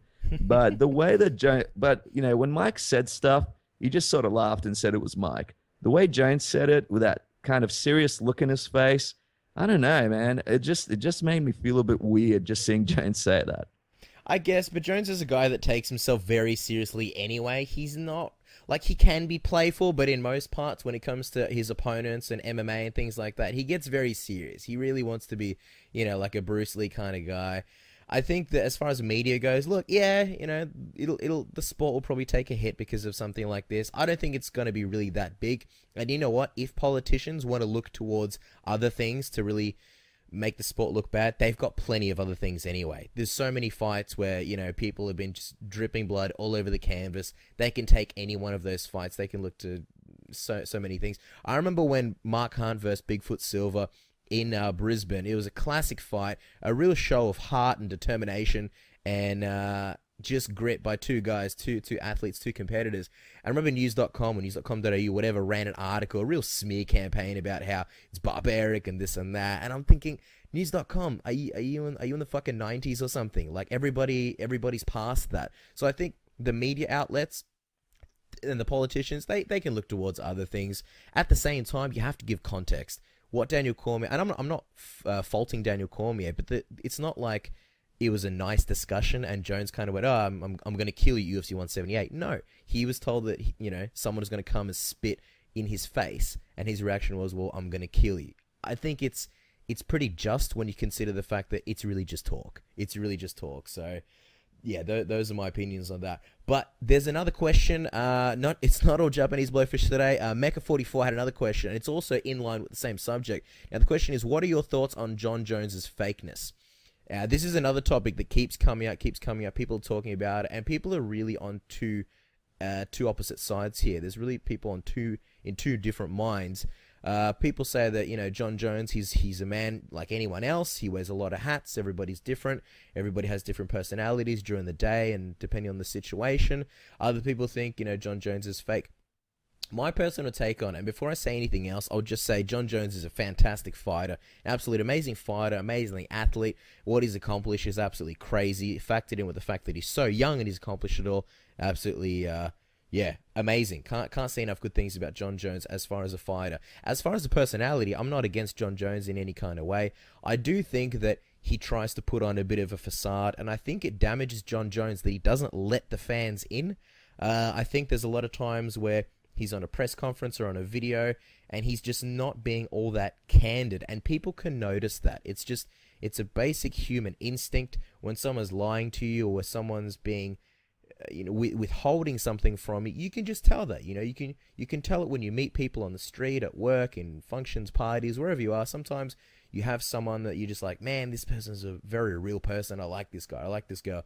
And then you get other people where you're like, nice person, but I know they're holding something back. And I think similar with Jones, on one end, you can see a lot of Bruce Lee influence in Jon Jones. I think he really wants to be this guy where you can just open a book and it's just full of Jon Jones quotes about wisdom and philosophy and things like that. I really think he wants to be like a Bruce Lee kind of guy. But when he does that, and then, he in these interviews, he's very serious and talks philosophy, but then he goes on Twitter or Instagram and he talks shit about his opponents, which there's nothing wrong with. But then he deletes the videos afterwards, or he deletes a tweet afterwards. It's like, dude, you really got... I think Jon Jones really needs to stand his ground. If you're going to put out a tweet, don't delete it, because as soon as you delete it, people are going to jump all over it, and immediately you're going to put it in their brain that there was something wrong with that tweet. Why else would you delete it? You wouldn't delete it if there wasn't anything wrong with it. So people are going to pick it apart and be like, what was wrong with it? This is wrong with it, this and that. And he's basically causing a situation which... You know what? It could be a PR move. It could be that his PR team's gone, hey, John, put these tweets up, delete them. People are going to be on your Twitter. You never know how long a tweet's going to last, so people are going to be on your Twitter. I don't know. Could be. But I think in terms of Jon Jones, he needs to open up a little bit. The realest Jon Jones that we've seen thus far has been Jimmy Kimmel Jon Jones. And he was laughing. He was talking shit about Daniel Cormier. He wasn't being an arsehole. He wasn't being rude. He was just, promoting the fight and having a laugh. That's the Jon Jones everybody wants to see. Not this Jon Jones that sits down and, wants to talk like he's Muhammad Ali or Bruce Lee. Not to say that he hasn't earned it, because I think he has. But I think he just needs to be a little bit more chilled out and not try so hard. What do you think, Dennis?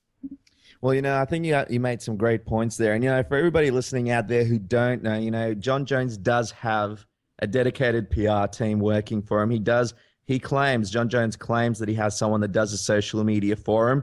So sometimes when you do get a tweet from the champ, don't get too excited. It might have been done by one of his marketing people. But the deleting the social media statuses, it just felt like when Jon first got into the UFC, and this was in 2000, he started MMA in 2008, but he kicked off his career in the UFC.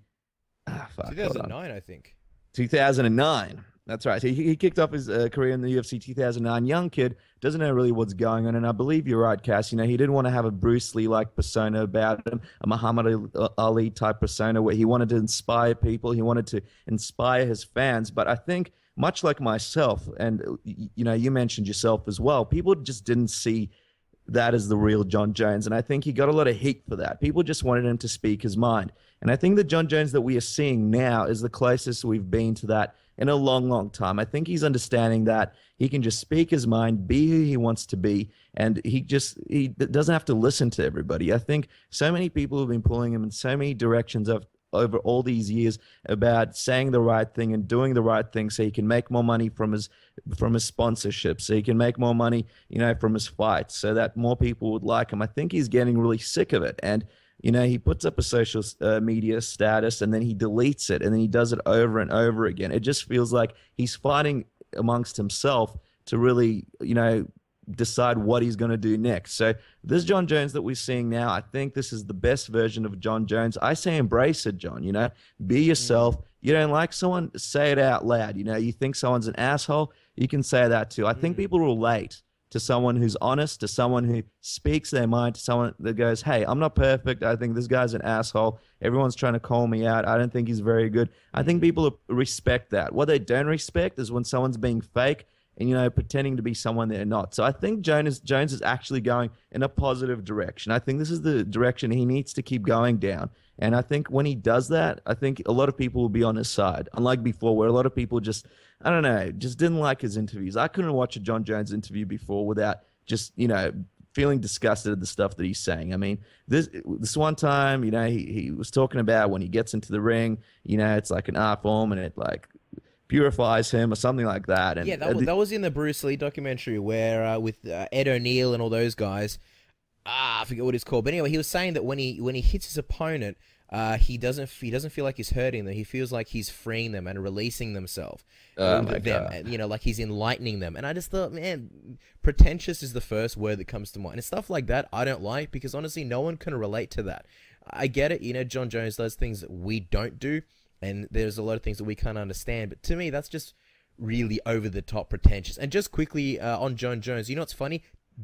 To this day, or whatever, I don't know what I'm saying. Basically, this is the day. This is the anniversary of Jon Jones being in the UFC for 6 years. It wasn't 2009, sorry, it was 2008. 2009 was when he versed Stephan Bonner, but in 2008, on August 9th, which basically is in America at the moment, he fought Andre Guzmão, which he's come a long way since then. That was at UFC 87. So it's funny that we're talking about Jon Jones because today is the anniversary of him being in the UFC for 6 years.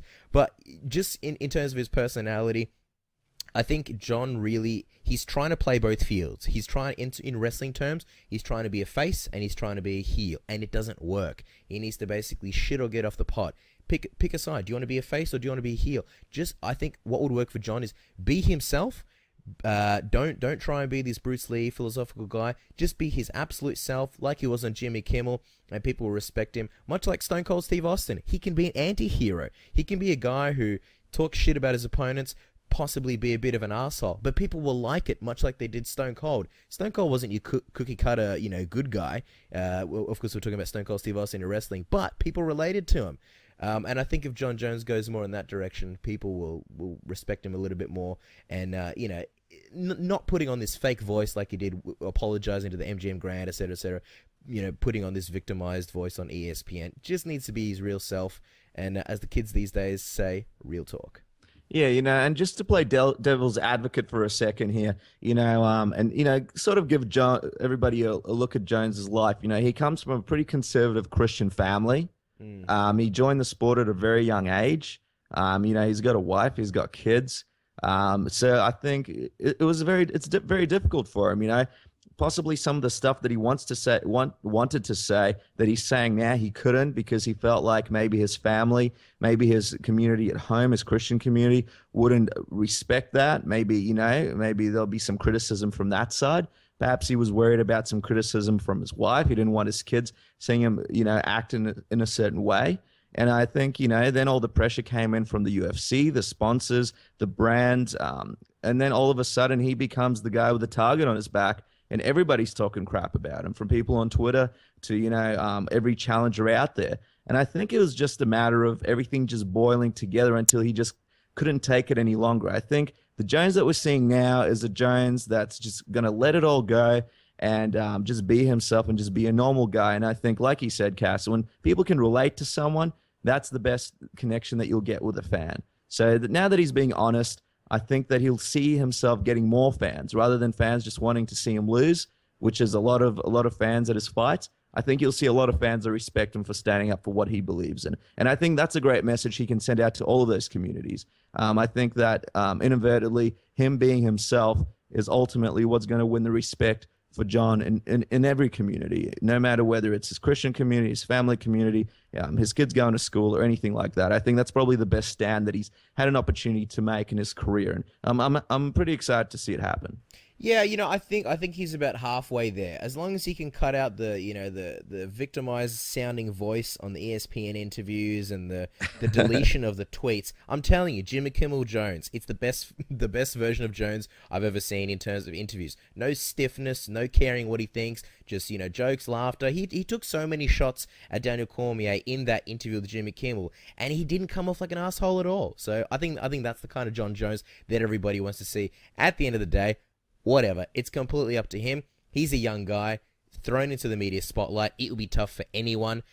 Just look at almost anyone in Hollywood. We're probably lucky that Jon Jones, we should probably be thankful that Jon Jones hasn't gone off the deep end with the amount of, media opportunities and a spotlight put on him. So, in that sense, thank you, Jon Jones. Thank you for being yourself. Thank you for giving us something to talk about. And we always love watching him. And we will love to watch him at UFC 178 against Daniel Cormier. But and quickly before we go, just on Jon, he's not exactly the best guy at socializing. I mean, this whole Daniel Cormier situation came about when, he saw Daniel at a show, I believe it was a Brock Lesnar fight, and he came up to him and he goes, something along the lines of, I don't know quote for quote, but he basically said, I hear you're an Olympic wrestler, I bet I could take you down. And that was Jon's way of sort of having a bit of banter and, building a relationship with Cormier. Whereas for a lot of people, that could come off as pretty disrespectful, Cass? You and me are in the back and some guys like, oh, I hear you guys have the best MMA show in the world.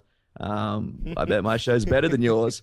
We're not exactly going to be buddies with him. I think we'll get pretty upset as well. And, people need to think back to some of these situations. I just think Jon just doesn't know how to express himself socially. He's just socially inadequate in some situations. One of those situations was that really awkward interview with him and Chael Sonnen to promote their fight.